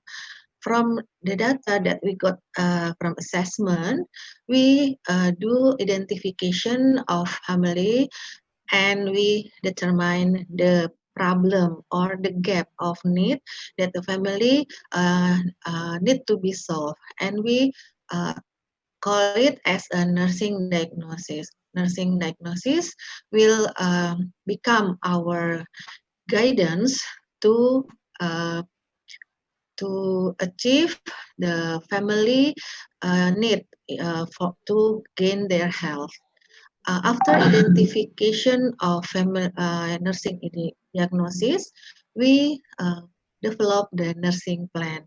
The nursing plan consists of setting goals, identifying sources that can used by the family to solve their health problem, not only health but also social.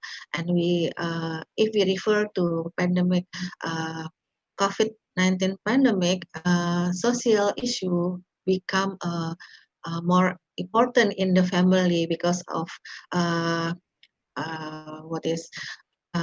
is a pembatasan. There is a not isolation, but there is like a lockdown or quarantine. So there is limitation to go far from their home. The next is we also identify alternative approach. What kind of intervention that can we do for the family? Also choosing nursing intervention that appropriate with the family resources and setting the nursing priorities. After we have a nursing plan, we do the intervention. That intervention we need have a categorized as direct intervention, health education.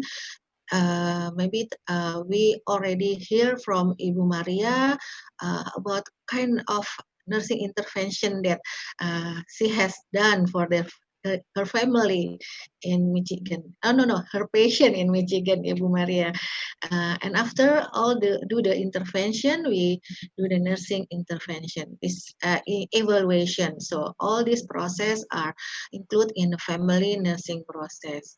So what we do for the family with COVID-19. Family with COVID-19, we include as a vulnerable family. So what is a vulnerable family? Vulnerable family is a family has high risk in their health. They have multiple cumulative risks that commonly related to low health status and minimal access to healthcare. And the vulnerable family has a development problem, also low social status, unsupported personal and interpersonal. And what kind of vulnerability factors for the vulnerable family? They have limitation in physical, environmental, human, and psychological resources, economical factor, less support, less social support, chronic illness, and stress. And Friedman has several characteristics for vulnerable family. Usually, vulnerable family deny any problem that they have faced, and there is exploitation to one or more family member. The second one is usually they use non-adaptive coping, loss or separation of family members, and there is a domination in a vulnerable family. How about the family with COVID-19? COVID-19, with the family with a COVID-19, usually they are not necessary for hospitalization because some person only has a mild or none symptoms, so they will get well soon, so there is no necessary for hospitalization. There are risk factors are identified that will cause adverse effects such as age. For more than 40 years old are more vulnerable. For someone with the immunity system, low immunity system will also have a more risk than other person. And another risk factor are multiple chronic illness like cardiovascular disease, diabetic, chronic obstructive pulmonary disease, chronic renal disease, cancer, and etc. And male more susceptible than female, maybe because they have female also need to go from home to work, yeah, rather than female that usually is a housewife.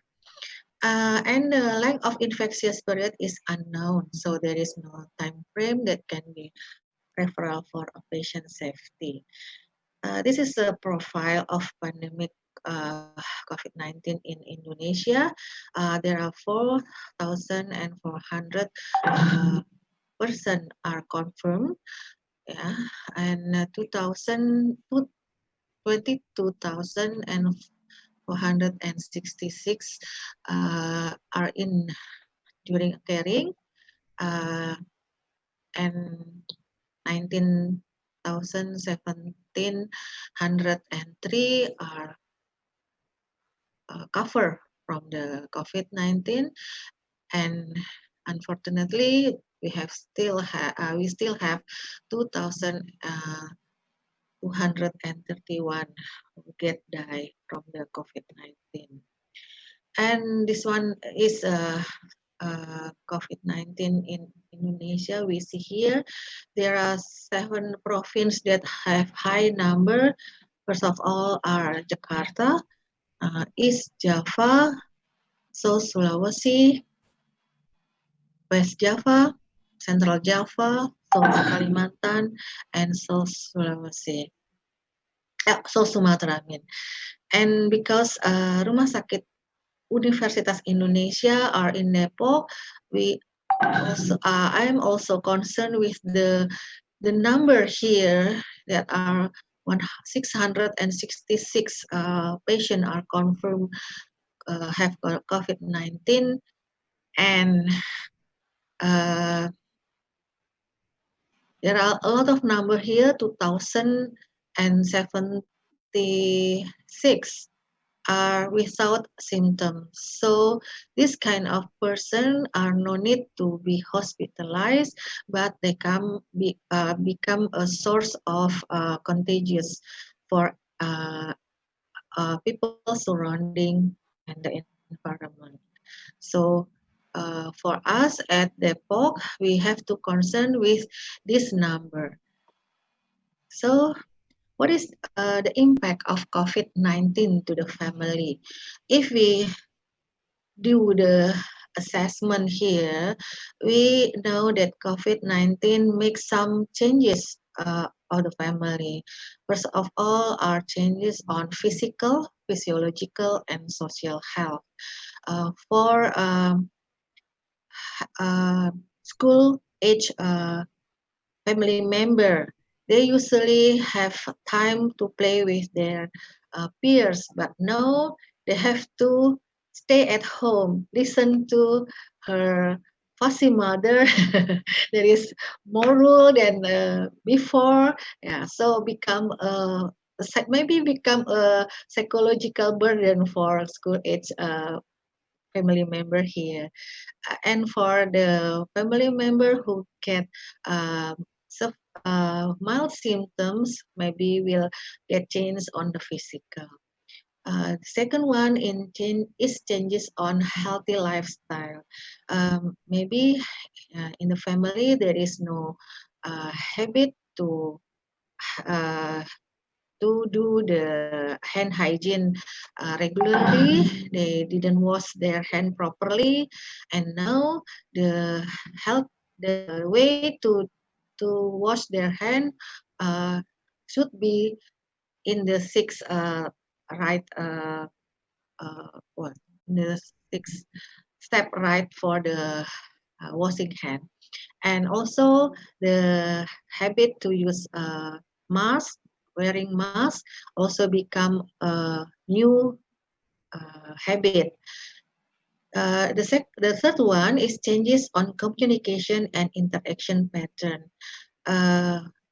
Mostly family in Indonesia, or especially in Depok and Jakarta, mother and father will go to work from 6 to 6 every day. So children will have time free to do what they want to do. But now, because there is a work from home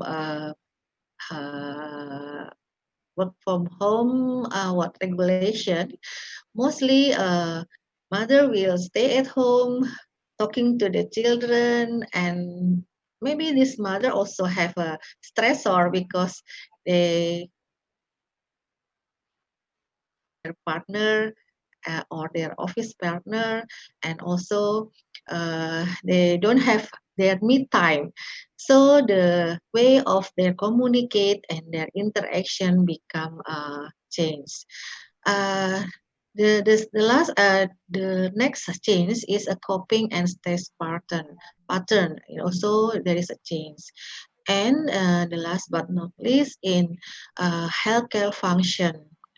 Usually when some of the family member are confirmed positive have COVID-19, all the healthcare function will be changed. They have to take pay attention for preparing all the needs to do self-isolation for the family member who are confirmed positive.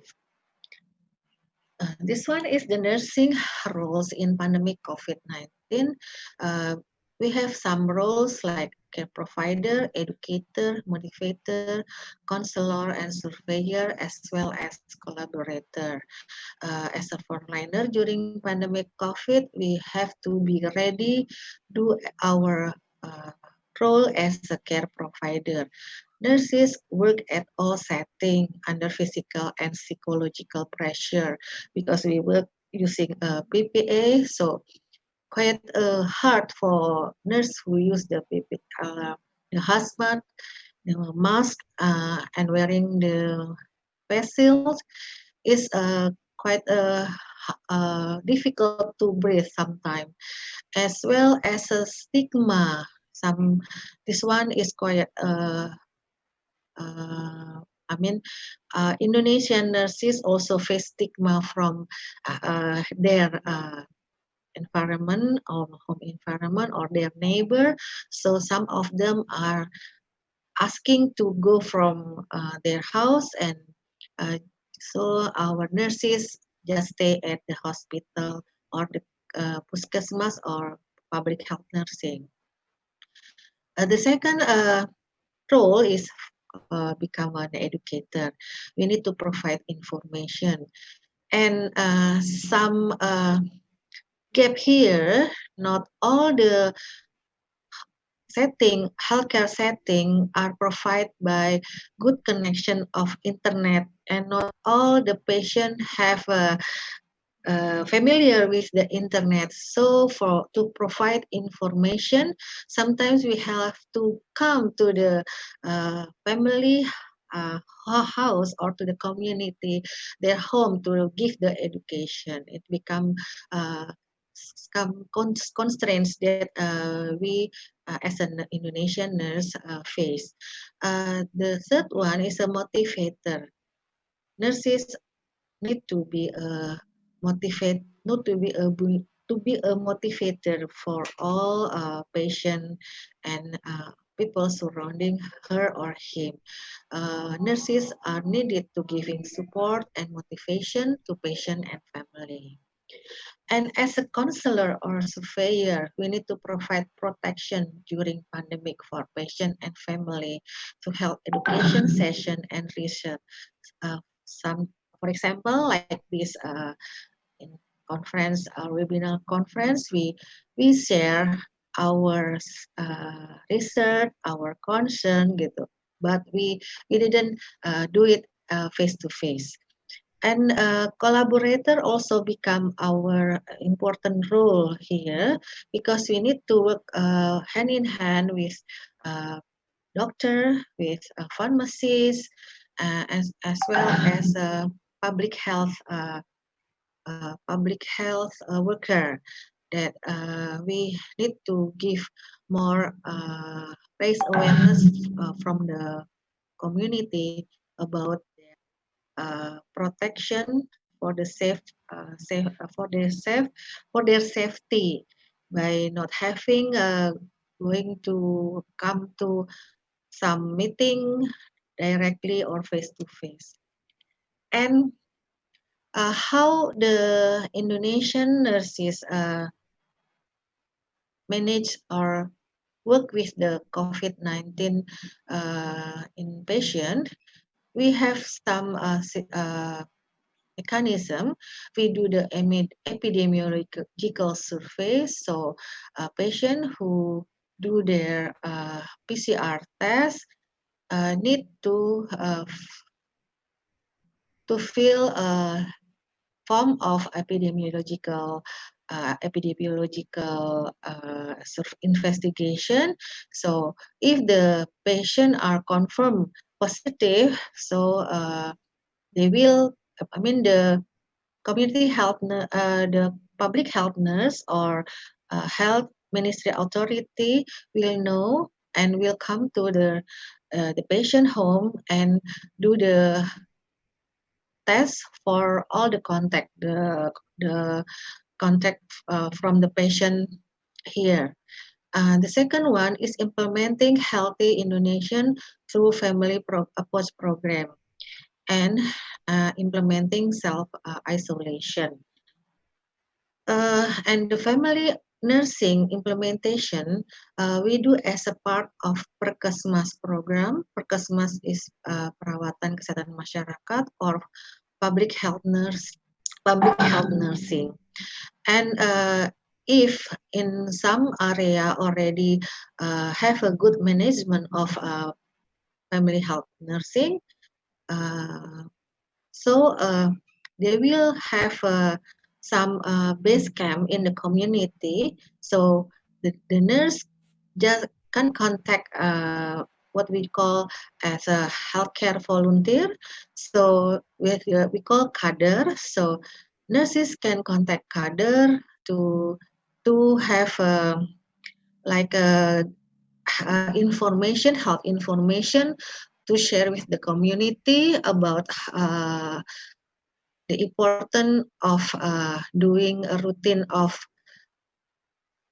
best healthy practice in their behavior.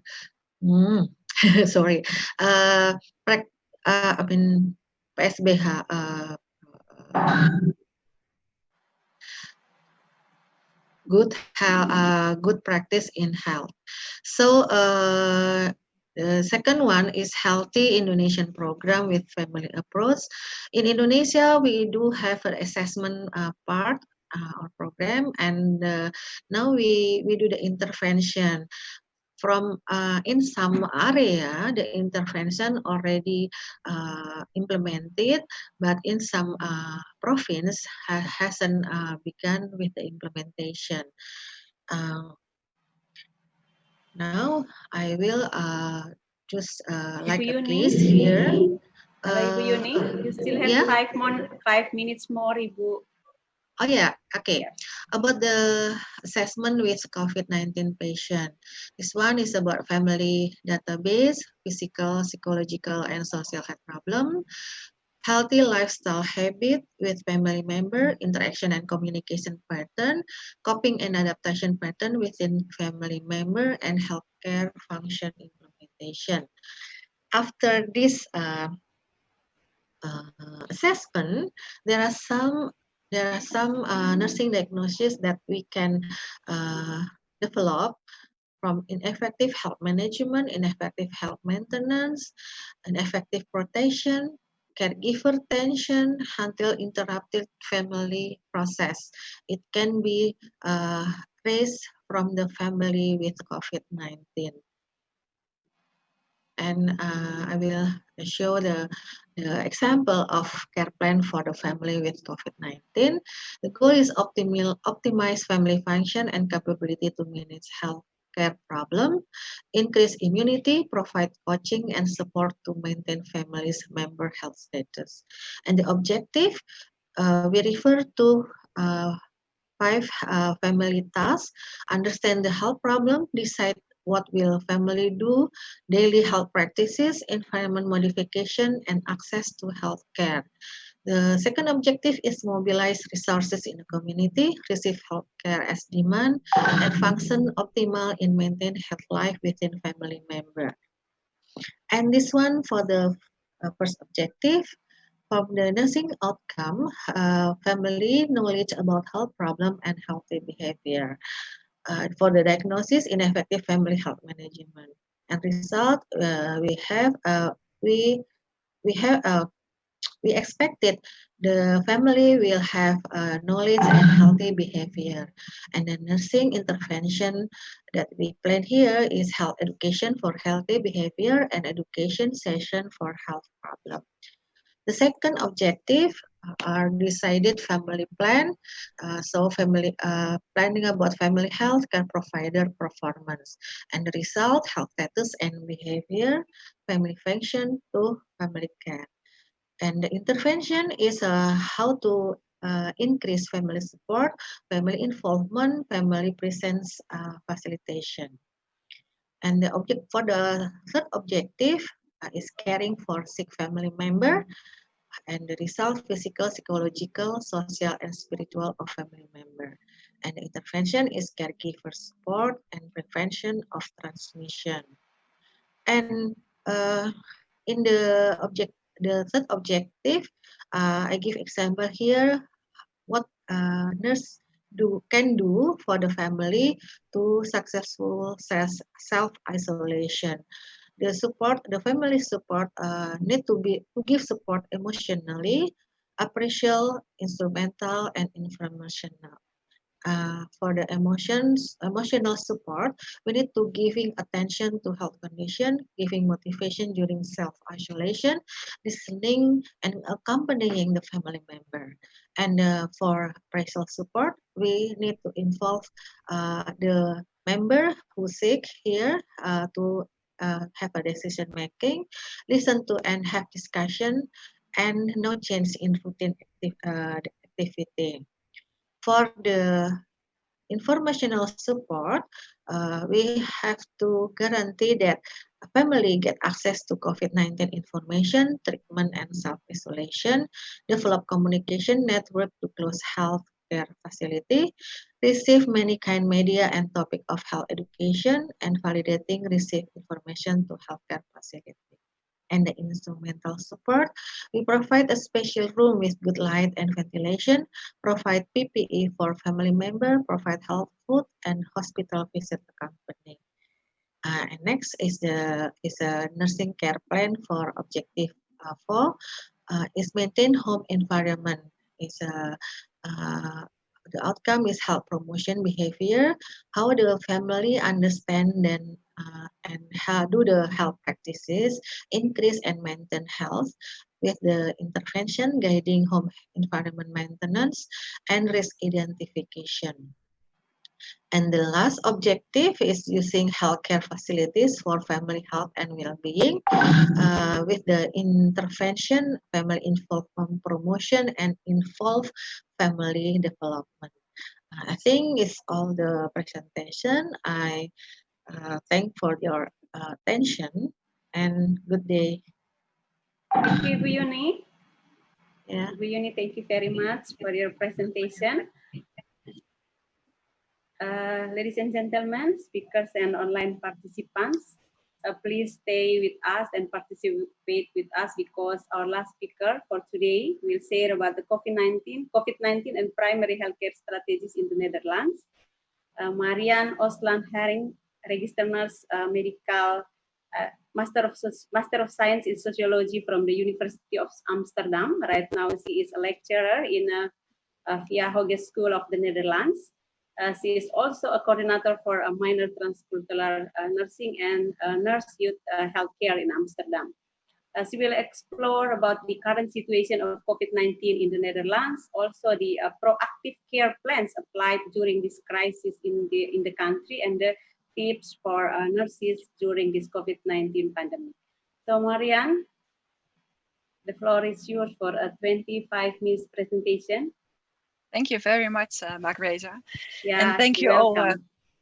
Selamat siang, I think that's the right word for good afternoon, everyone. Excuse me, Ibu Yuni, could you please to stop slide share, Ibu Yuni? Stop yeah, slide share. Yeah. Yeah. Okay. Stop share. Stop. Yeah. Thank you.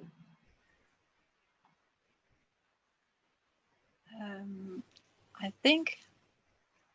Do you see the PowerPoint? Yeah. Right? Yeah. We already see your PowerPoint. Okay. But could you please to show the slides? So slides.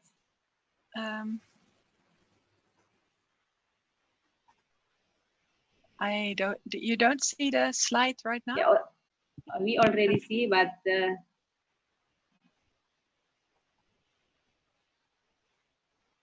I don't know what I have to do now.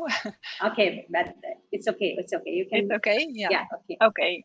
Well, thank you very much for this invitation, and I found it really interesting to hear all of your stories, and it's so nice to feel connected with all nurses around the whole world.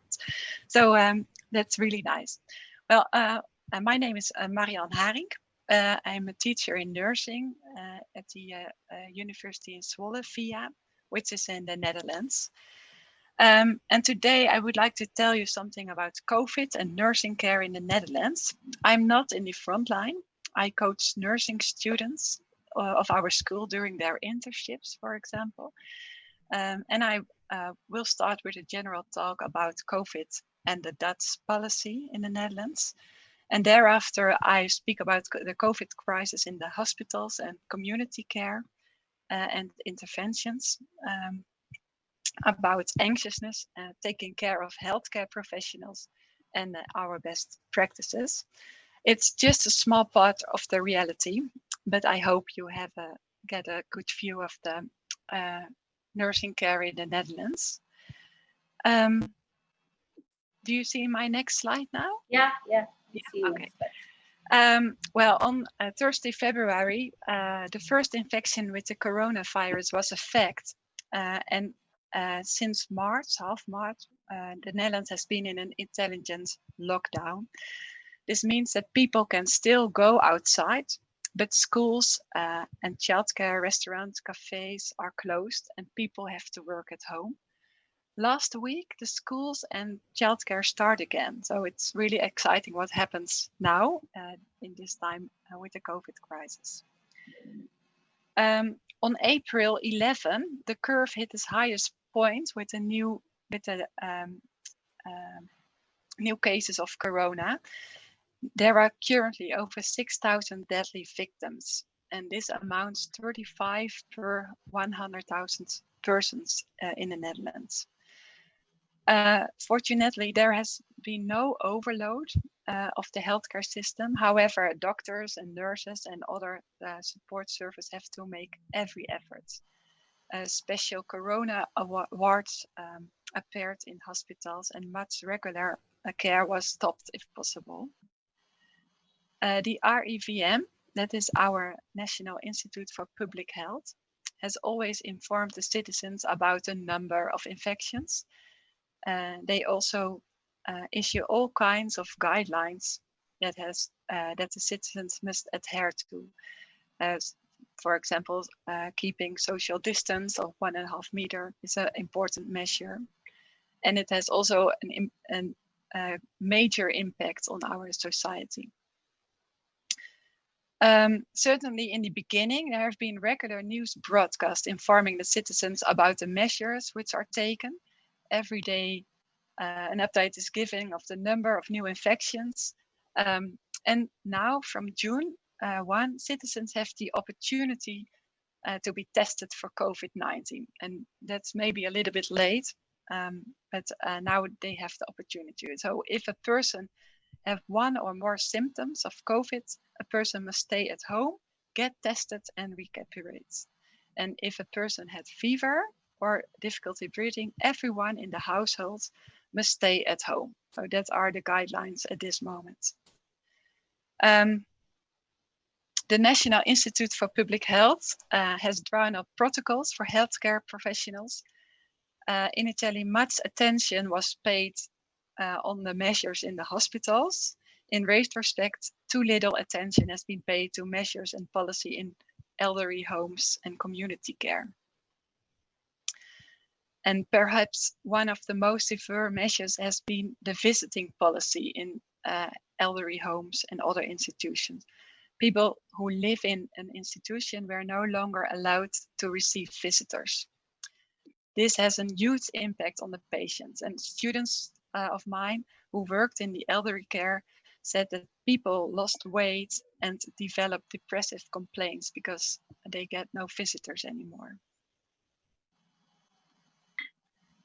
Well, we had a lot of challenges in our healthcare system to deal with the COVID patients.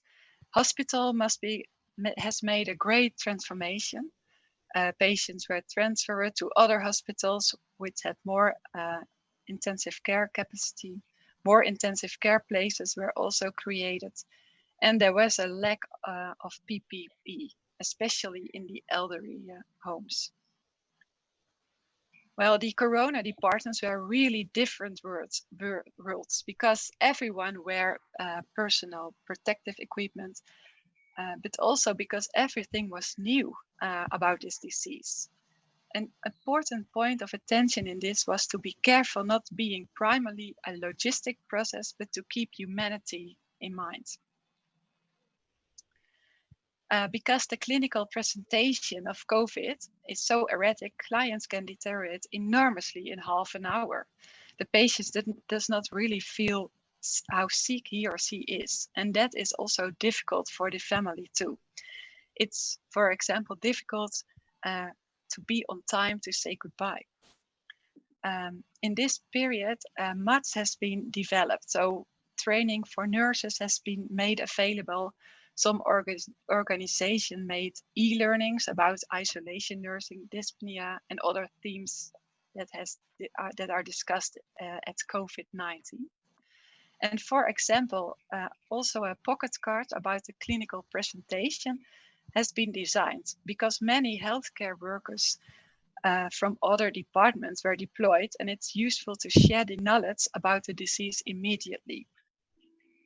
And outside the hospital, a special team of nurses has been set up to care for corona patients in their homes. These teams worked from a hotel where they were driven to the corona patients by taxi drivers. Now we know much more about the impact of the coronavirus on people. And professionals have seen that not every patient is able to receive treatment on the intensive care.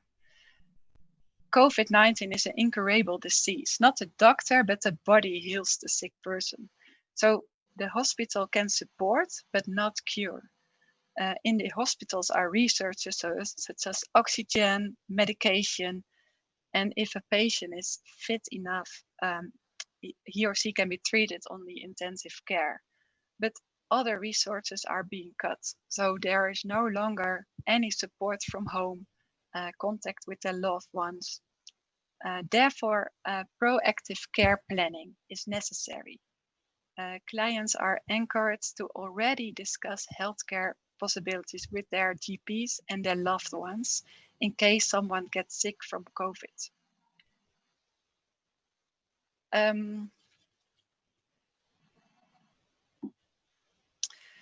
Well, as a nurse, it's very important to have a holistic view on the client and his or her environment. Psychological well-being is very important and also an aspect that COVID has a lot of influence on. In the hospitals, there are mental support teams for the family and the patients. But it's very difficult that the patient does not feel how sick he or she is.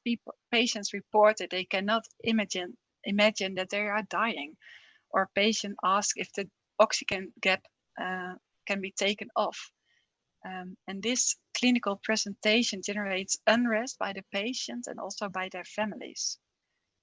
Patients with COVID experience fear because of the intense situation they have ended up. And anxious patients have a harder time to listen.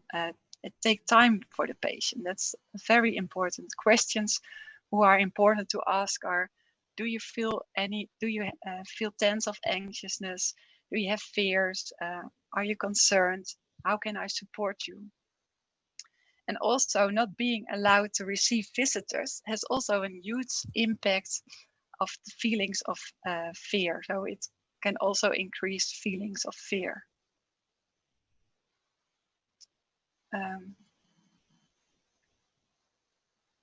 Well, nurses and other care providers are often unrecognizable due to the protection measures. And also that can increase feelings of fear.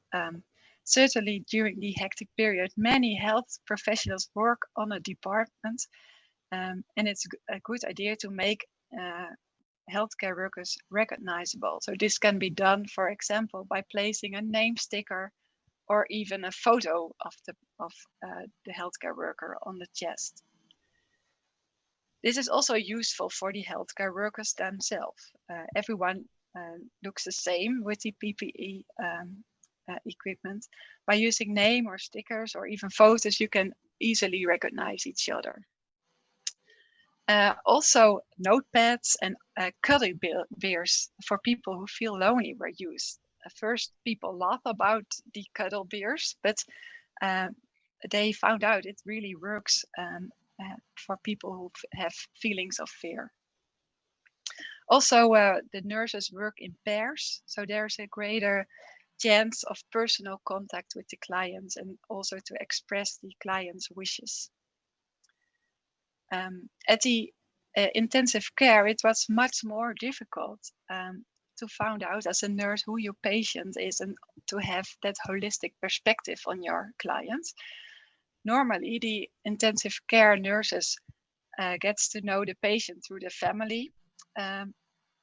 In a hospital, family members have been asked to make a poster or a collage about the patient so that care providers can also get to know the patients. On that poster, the nurse can find, for example, someone's music taste, hobbies, and other characteristics. Also, a diary for the family is kept. Healthcare workers use Skype a lot because it's very important for the family to see what it looks like on the intensive care and also to see their loved ones. Community nurses find neglected patients in their homes more often than before. And this is because people have no longer their daily activities because of the lockdown, receive hardly any visitors and receive less attention.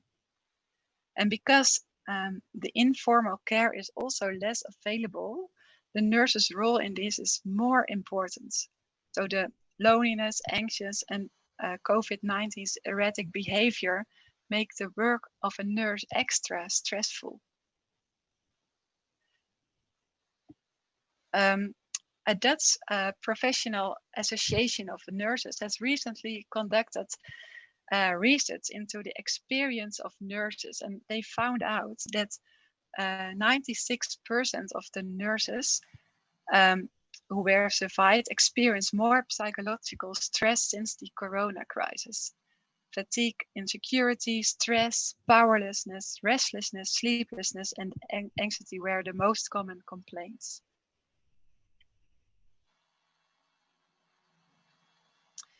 Especially in the hectic periods and even now, it's very important also to take good care of the healthcare professionals in the hospitals and in other healthcare institutions. Caring for each other is extremely important. Have to pay attention for each other. Health professionals must have enough time to relax between the shifts. In the Jeroen Bos Hospital, that's a hospital in the epicenter of the virus outbreak, for example, they pay extra attention for nutrition. Time for lunch is limited. It's difficult for nurses who deal with isolation care to consume 3 good feedings a day. Together with the supermarket, there's a pick-up point where nurses can buy a bag of groceries in the hospital. Because in the supermarket, maybe you have also the same experience when in the afternoon there were no products available anymore. So this is very helpful for nurses. Also, fruit has made available in the hospitals. And isolated nursing is physically difficult for nurses because of the heat and cooling vest and slush puppies, ice drinks, were offered to cool down before, during, and after the shift. And also peer support has been set up in institutions. This peer support is a system in which healthcare professionals proactively receive each other. There's no waiting for requests for help, but help is offered immediately after a serious situation. And this is also something that's now being developed online. So nurses can share their story in an environment where interaction is possible. And this can also be done anonymously. Okay, where do we go from here? The number of corona patients in hospitals is decreasing now, and also care is resumed step by step. But the threat of a second wave is still present. So the primary schools are open and more measures become more relaxed. So we have to find out what happened in our society. Well, the recordings of corona patients have brought more attention to how drastic intensive care can be for body and mind. For corona patients, the struggle only starts after the intensive care. Most have serious complaints for years. It is estimated approximately 80% of corona patients who are on a ventilator or breathing machine will soon have post-intensive care syndrome. At this time, the Netherlands does not yet have a system that can provide aftercare for these people. But there are some nurses who work on it, and they said the effects of the post-intensive care syndrome can be reduced by recognizing the symptoms as early as possible, and furthermore, sedate as little as possible, mobilize the patient as quickly as possible, maintain a true day and night rhythm, and ensure healthy nutrition. And also keep a diary for patients during their intensive care admission can help to cope with the process.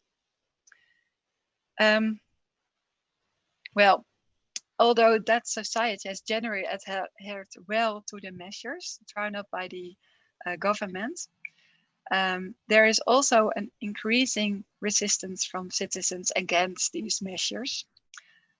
We hope that we will not have a new wave of corona infections. A lot investigation is necessary because the pandemic is far from over worldwide. I wish everyone a lot of strength. Let's stay strong together. And now I have come to the end of my presentation. I will thank you very much for your attention. Terima kasih. That's the Indonesian word, I think. Okay, thank you very much. Yes, thank you very much, Marian, for your fabulous presentation also. And also, I would like to say thank you very much for all participants who are still with us until now. And now we are going to the discussion session. We have already several questions for all of you. And let's start with the questions for Kristen. Kristen? Yeah. Of course, there are so many questions for you, Kristen, but we only pick some of the questions. Yeah. No problem. I've answered 20, like quite a few now, I think. So hopefully people have been able to see some of the answers that I've put up, and I've also put some links into some of them. Okay, thank you. Katian, yeah, could you please share the questions for Kristen? Hello.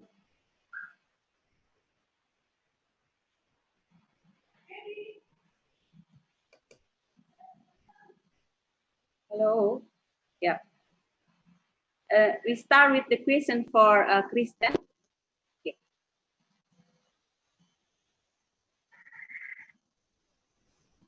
Yeah. Kristen, there are 4 questions for you. You can see on this slide. Mm-hmm. Sure.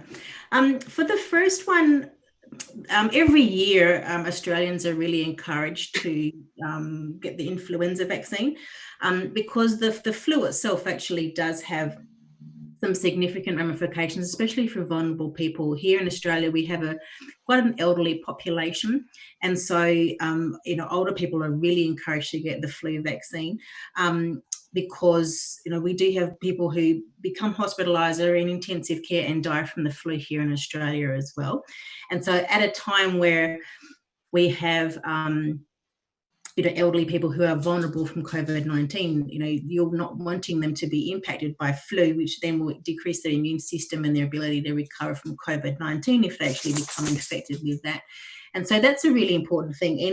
Here we have the flu shot is available in our immunisation program, and health workers are certainly encouraged to get it, the elderly, children. It is something that we have every year, and it has been really pushed this year as well in this pandemic. So it really is to prevent the issues from the flu itself, but also in this COVID-19 area is really important as well. In terms of the next question, Okay, so the World Health Organization, and certainly in Australia, we are still encouraging breastfeeding, and there's no research to show that COVID-19 is transmitted through breast milk. However, women are at risk of, if they do have COVID-19, of transmitting that to their baby if they were to cough on them, or if they were to have, their hands with the virus on it and then touch the baby's face. So we are still encouraging breastfeeding, but certainly we are asking women to be really careful in terms of their hygiene, washing their hands, not coughing on their children whilst they're breastfeeding, and potentially using masks in that area to prevent transmission of COVID-19 to their baby. We don't have many babies, I believe, who have had COVID-19 here. But certainly we are being very, very mindful to be careful around neonates. One of the things with our special care nursery here is we didn't have any students being able to go into that area to protect them, and to make sure that they were being kept as far away from anybody who might be able to infect them, because babies in special care nursery or neonatal intensive care are higher risk. So there have been very stringent guidelines with that. In terms of telehealth instead of telemedicine. Telemedicine.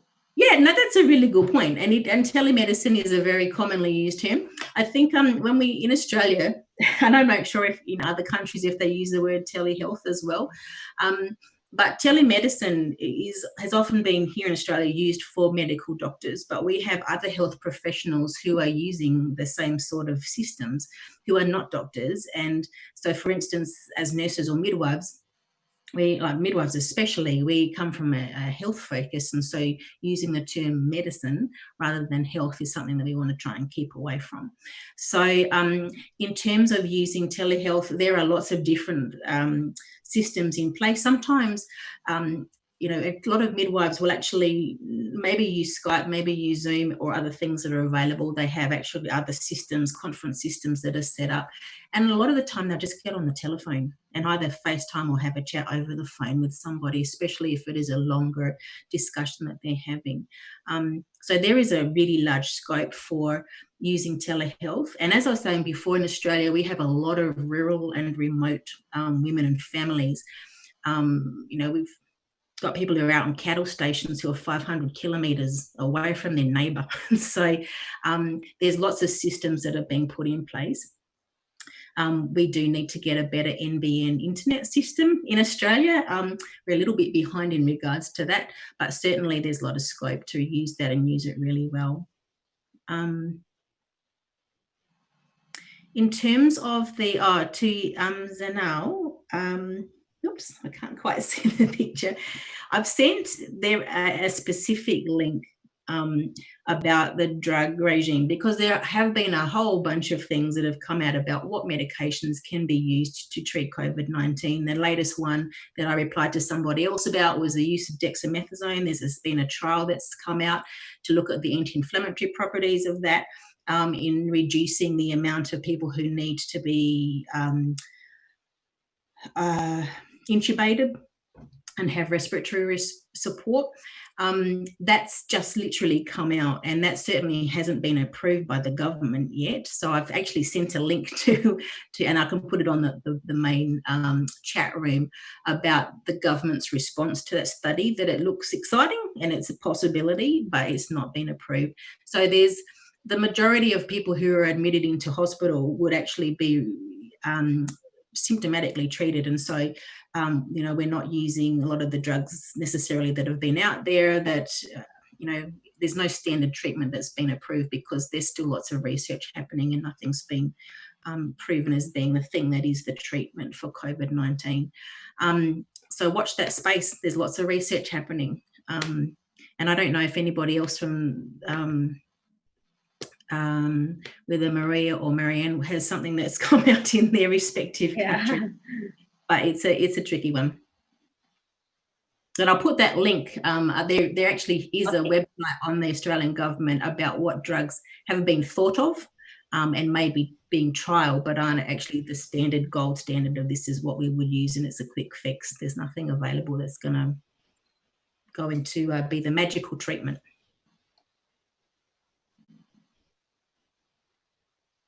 Okay.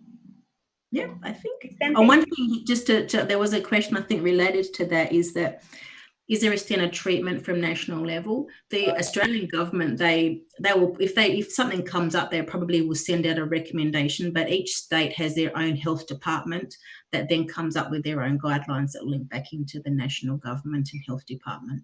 And so the hospitals will usually have guidelines that are sent out to them and developed in line with their state Department of Health. Okay, thank you, Kristen, for your response to the questions. Now we are going to the question for Maria. Would you please to show the questions for Maria? Yes.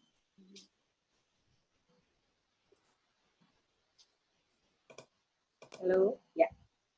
Or not Ibu Astuti, or Dr. Maria first. Yeah, no, this is Marian. No, yeah, this one. Yes, thank you. There are 4 questions for you. Okay, so for the first question, what are the barriers? I think primarily one of the barriers is the fear.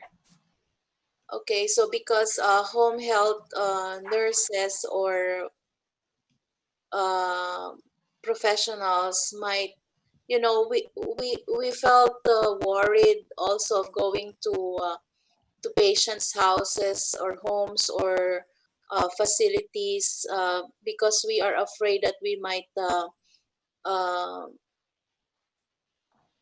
acquire the COVID-19 virus as well. So, and then at the same time is if the patients or if the family are not open to health teachings or education pertaining to COVID-19 protocols, that's also a barrier. And another thing is if there is a communication barrier per se, if there is a language barrier wherein the family or the patient cannot really understand what's really going on. Especially, I had a question there, especially if the patient is demented or has Alzheimer's. So how can we do the health teachings to them? So very basic information that we give them is we hand them face mask. We ask them to do hand washing. Of course, it's very difficult for them to really understand it's all about COVID, but the basic thing that they really have to put mask whenever they go out or whenever there are people around them is already a big deal for us. And then second, what do you think of the view that home care will increase the risk of COVID transmission through health workers? Yeah, we are also considering that. That's why it is really very important that first and foremost, the home care personnel must be educated well on how to, on how to decrease or minimize the mode of transmission.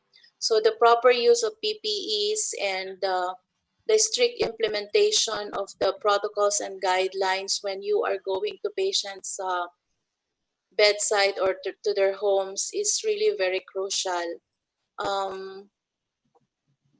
There might really be an increased risk if a certain nurse or a certain therapist will not really follow the protocols. But as long as everybody's following the protocols, but because what we do here is before we proceed to patient's house, we try to browse the referrals and we check the status or the screening or the result of the COVID test, or we try to do the survey on phone. We ask several questions, whether they have the symptoms, whether they travel or not, whether they were in contact with the COVID positive patients or not.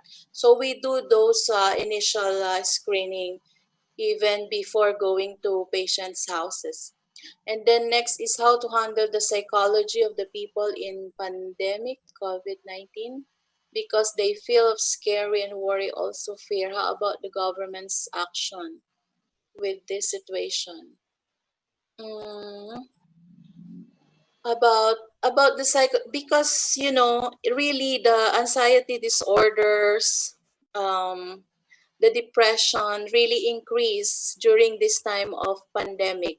So this is not only limited to those people who acquire the disease, but also to it extends to their families and to everyone. So mental health is being implemented as well, and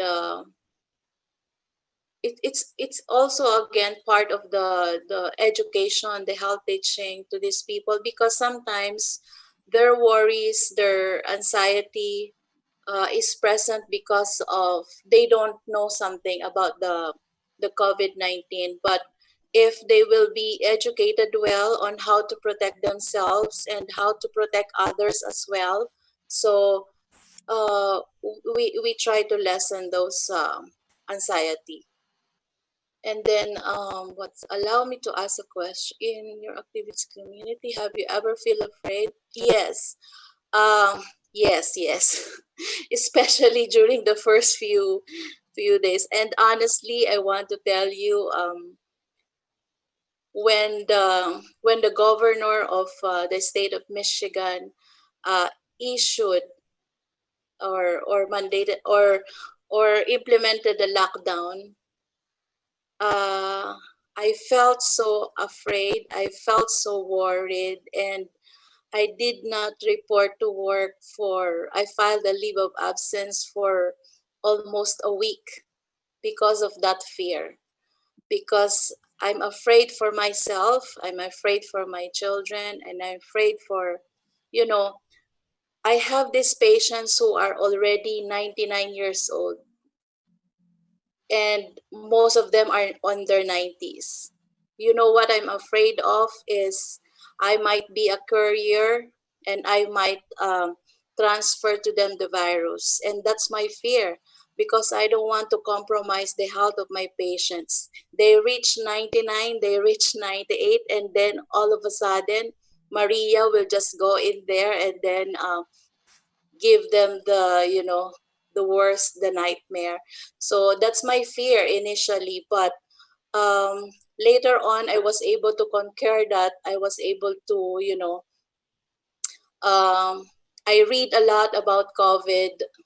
Of course, this is new to all of us, so we really have to empower also ourselves and to be educated as well, uh, on how we can prevent the spread of the virus. Okay, thank you, ma'am, for your Thank you so clear much. explanation. Now we are going to the question for Ibu Yuni. Please, Modest, could you please show the questions for Ibu Yuni? Yeah, this is the questions for you, Ibu Yuni. There are 3 questions. Yeah, my question is about the limit of the role of family nurse in providing nursing care to positive patient at home. Actually, if the family member are confirmed positive and they are not hospitalized, it means that this patient doesn't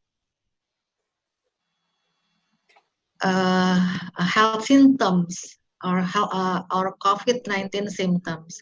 So the nursing intervention will focus on providing information about how to do the self-isolation properly and successfully. So first of all, they need to give information about what is what the family should know about the self-isolation.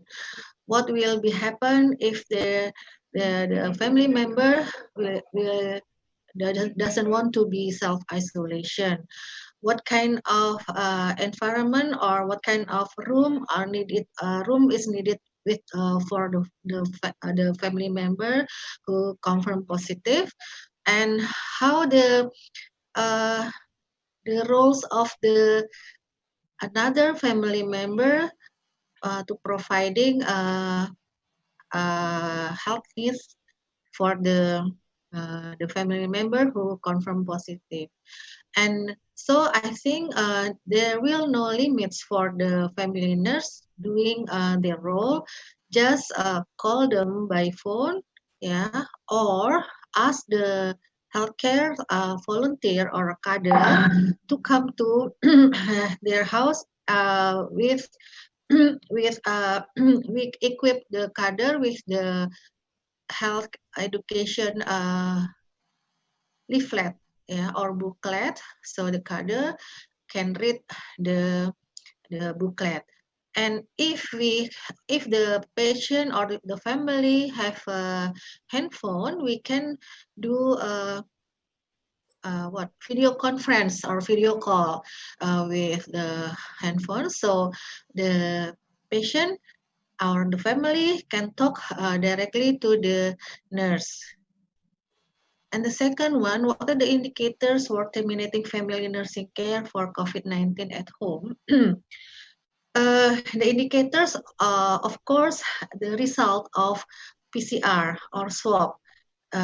Usually, if the results are negative for the second time, it means that the patient is not be a carrier. I mean, it's already safe, not, I mean, already safe not to do the self-isolation. So the indicator is the result of the swab test or PCR test. What is the example of the application of family nursing care done at the UI hospital? Okay, especially for family nursing care, we only focus at the level 1 family nursing care, which is focused on individual family member. So we do assessment and intervention focus on the need of a family member. But next time, yeah, because Rumah Sakit Universitas Indonesia is a new hospital, so we are develop community health care. But from this year, we haven't have a good collaboration with other community health center. So we still focus on the level, the first level of family nursing care. So we haven't done the home visit, but we have a home care service. It's slightly different between family nursing care and home care service. We Rumah Sakit UI Hospital have a home care home care services, but we haven't developed family nursing services. Maybe it's enough, Ibu Teli? Yeah, thank you, Ibu Yuni, for your clear explanation. Now we are going to the questions for Marian. The questions for Marian. Ibu Modest, could you please to show the questions for Marian?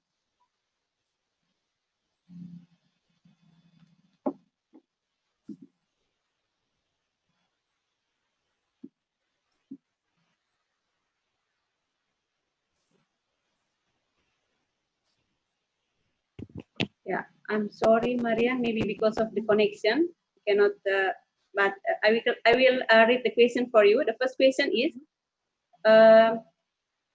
in line of your experience in Netherlands, how do you manage the students for clinical practice while all of us have to work from home?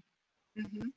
Yeah, maybe just about your experience, how to deal with this students' activity in your Yes. school. Yeah.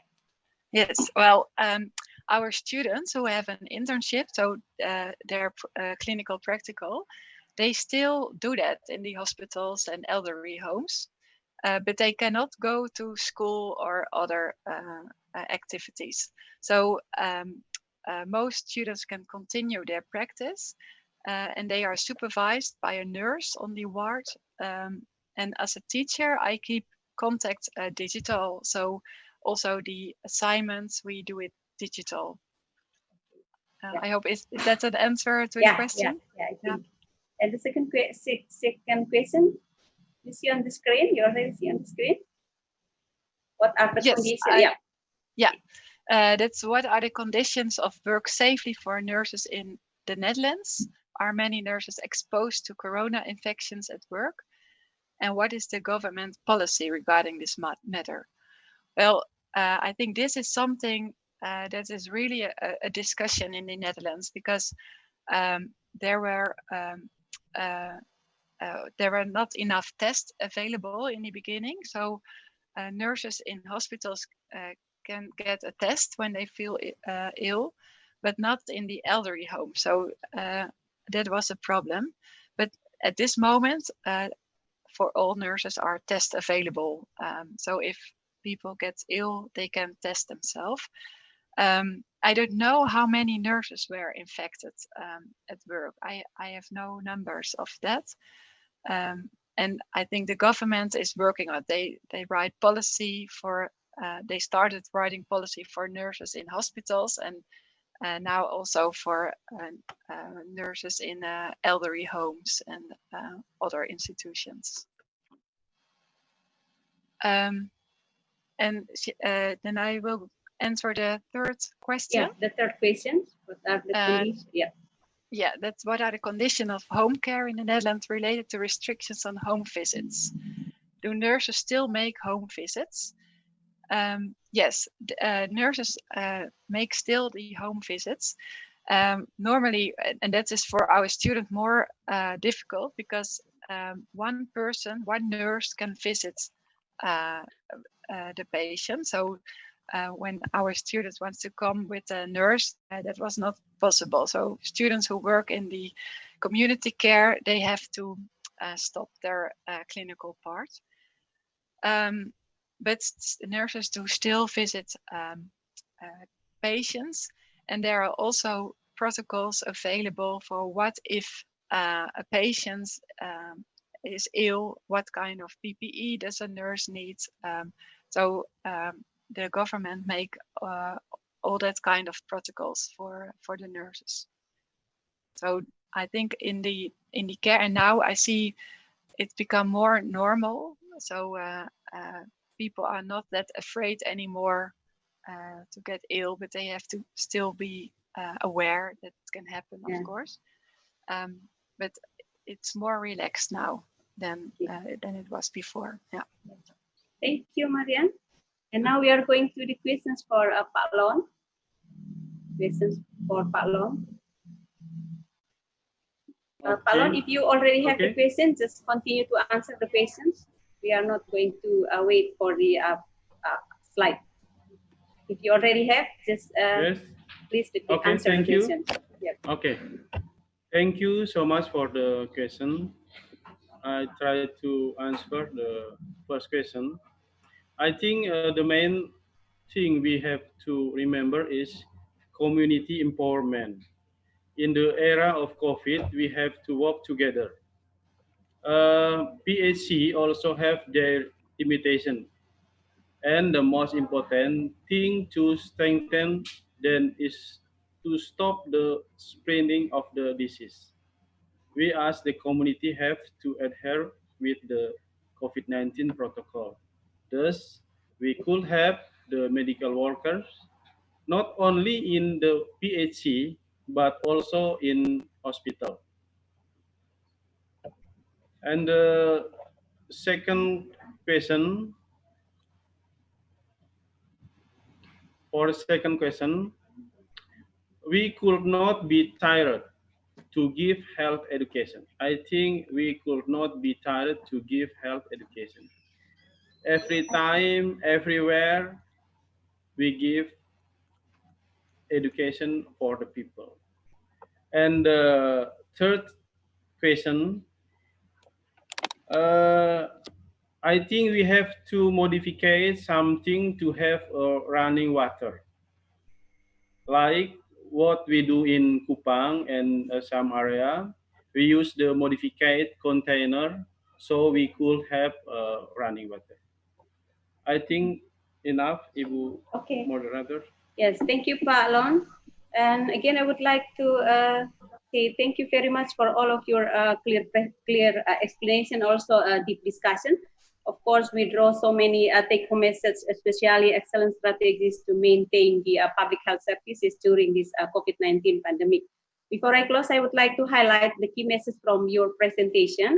First of all, we have to strengthen the primary health care as the core of the effort to achieve strong and sustainable health system.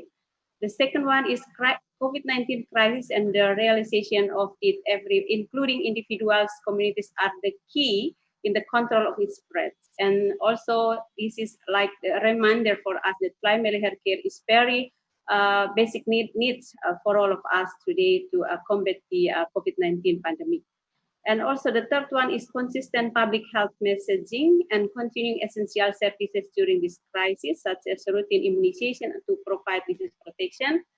4 is we have to keep ongoing physical distancing, travel restriction, also enhance the personal hygiene and PPA, personal protection equipments.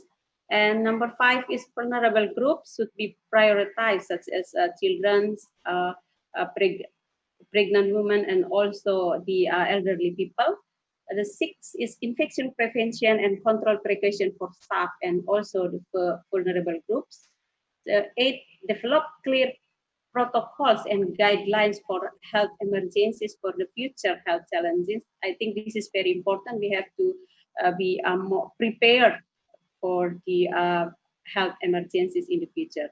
Number 8, we have to innovation health services provision like telehealth or also telemedicine that already applied in the USA, also in Australia, also in Netherlands.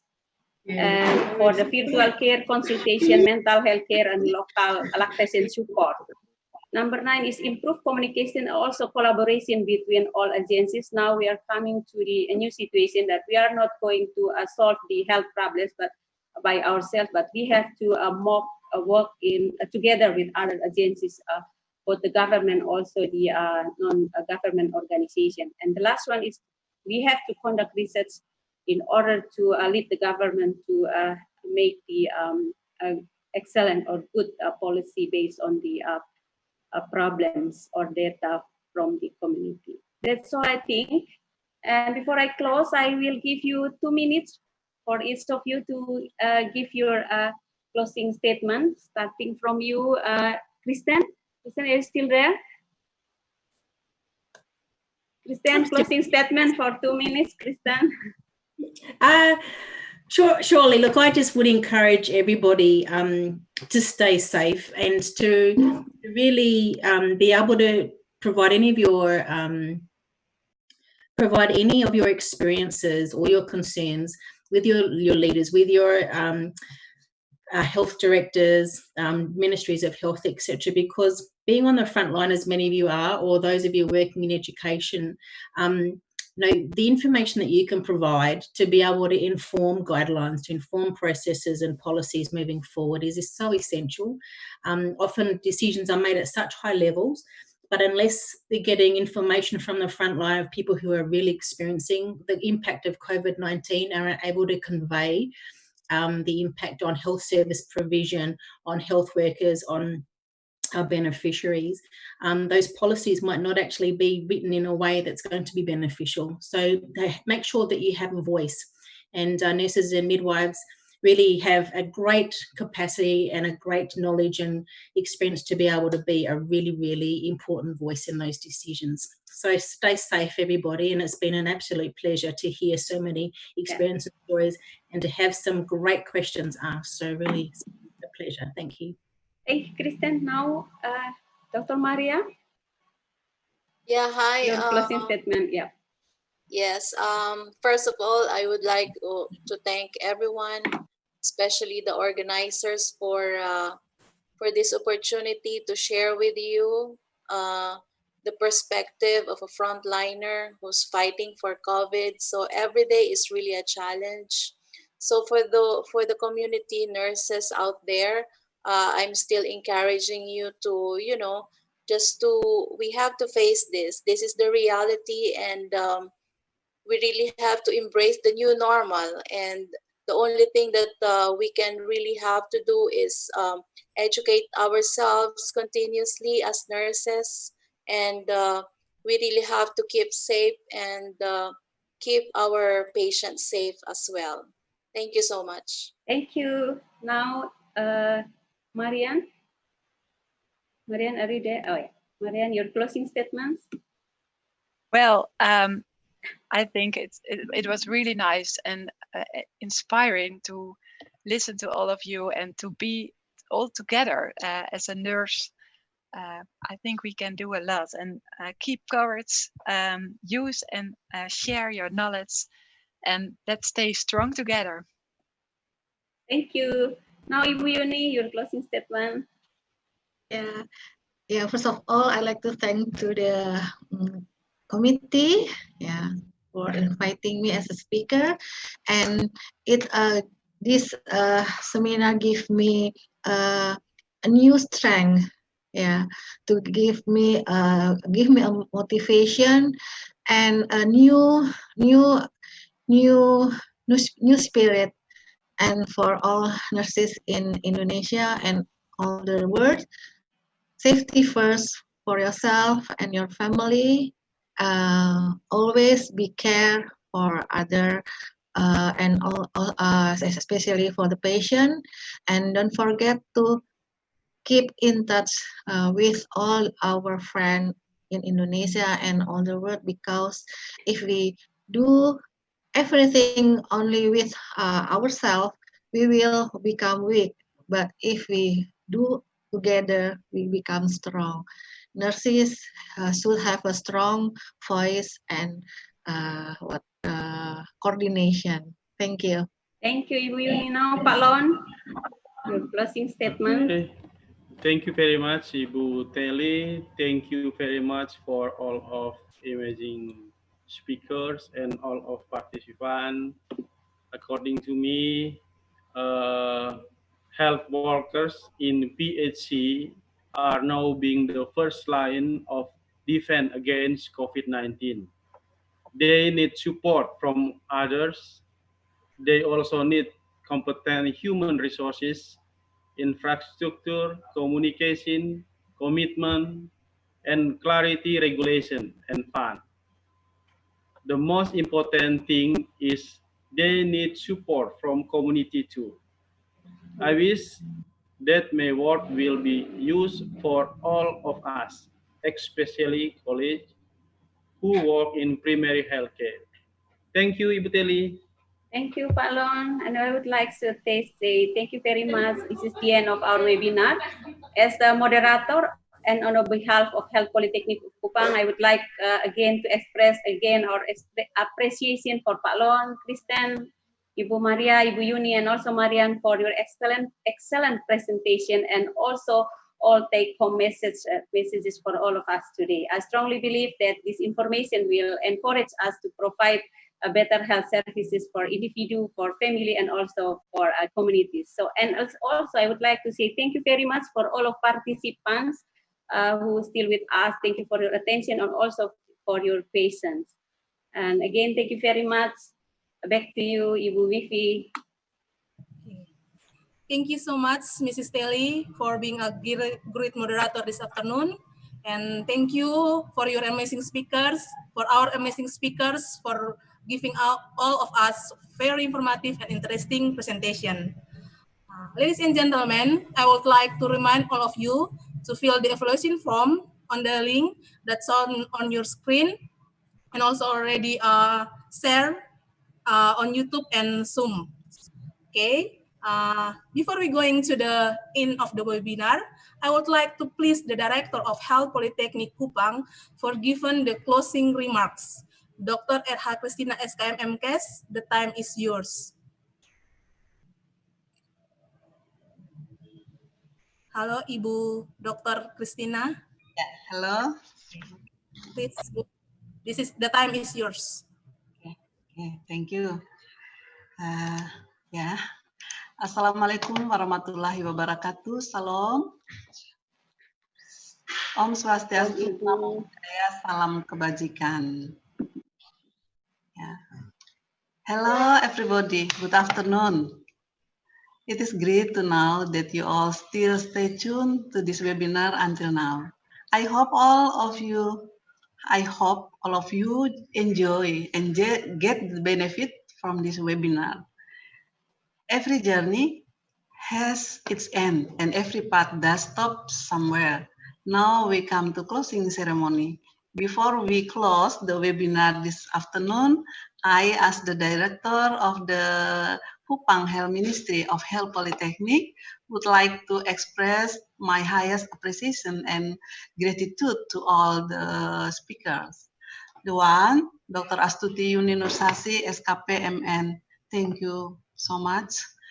To Dr. Kristen Graham, Flinders University, Australia. Thank you so much. Dr. Maria Teresa Tofilos Soriano from USA. Thank you. Marian Oslan Haring, MSc, dari from the Netherlands. Thank you. And Dr. Florentiano Stad from Poltekkes Kupang from Indonesia. Thank you so much for providing time and sharing knowledge to all of us. And also for all the participants, all international webinar. Thank you for making time and participating in this webinar. And also Nursing School of Health Polytechnic, especially the webinar committee, for make an effort to organize this webinar. I hope the knowledge and information obtained from today's webinar could be useful for all of us, especially for colleagues who work in primary healthcare. I hope that the information received from several countries about the implementation of handling of COVID-19 in the primary healthcare in their place could be a new input or a new strategy for us in dealing with COVID-19 in our respective places. See you on the next webinar. Stay safe and keep healthy. Thank you. Thank you, Ibu. Thank you, Ibu Dr. Christina. Okay, ladies and gentlemen, finally we come to the end of the event today. I reminding all of you to fill up the evaluation form because the certificate will only given to those who are filling the evaluation form link. Finally, we extend our deepest gratitude to all speakers who have been willing to taking time and share the knowledge and experience for all of us. And also to all participants from all over Indonesia and abroad who have participated in the entire webinar even from beginning until the end. To inform you, the certificate will be sent to your email. We are now in the end of the webinar. I hope you have a great time with us and hoping that today's webinar presentation make an informative and useful talk for all of you. Thank you for spending time with us today. God bless. Thank you.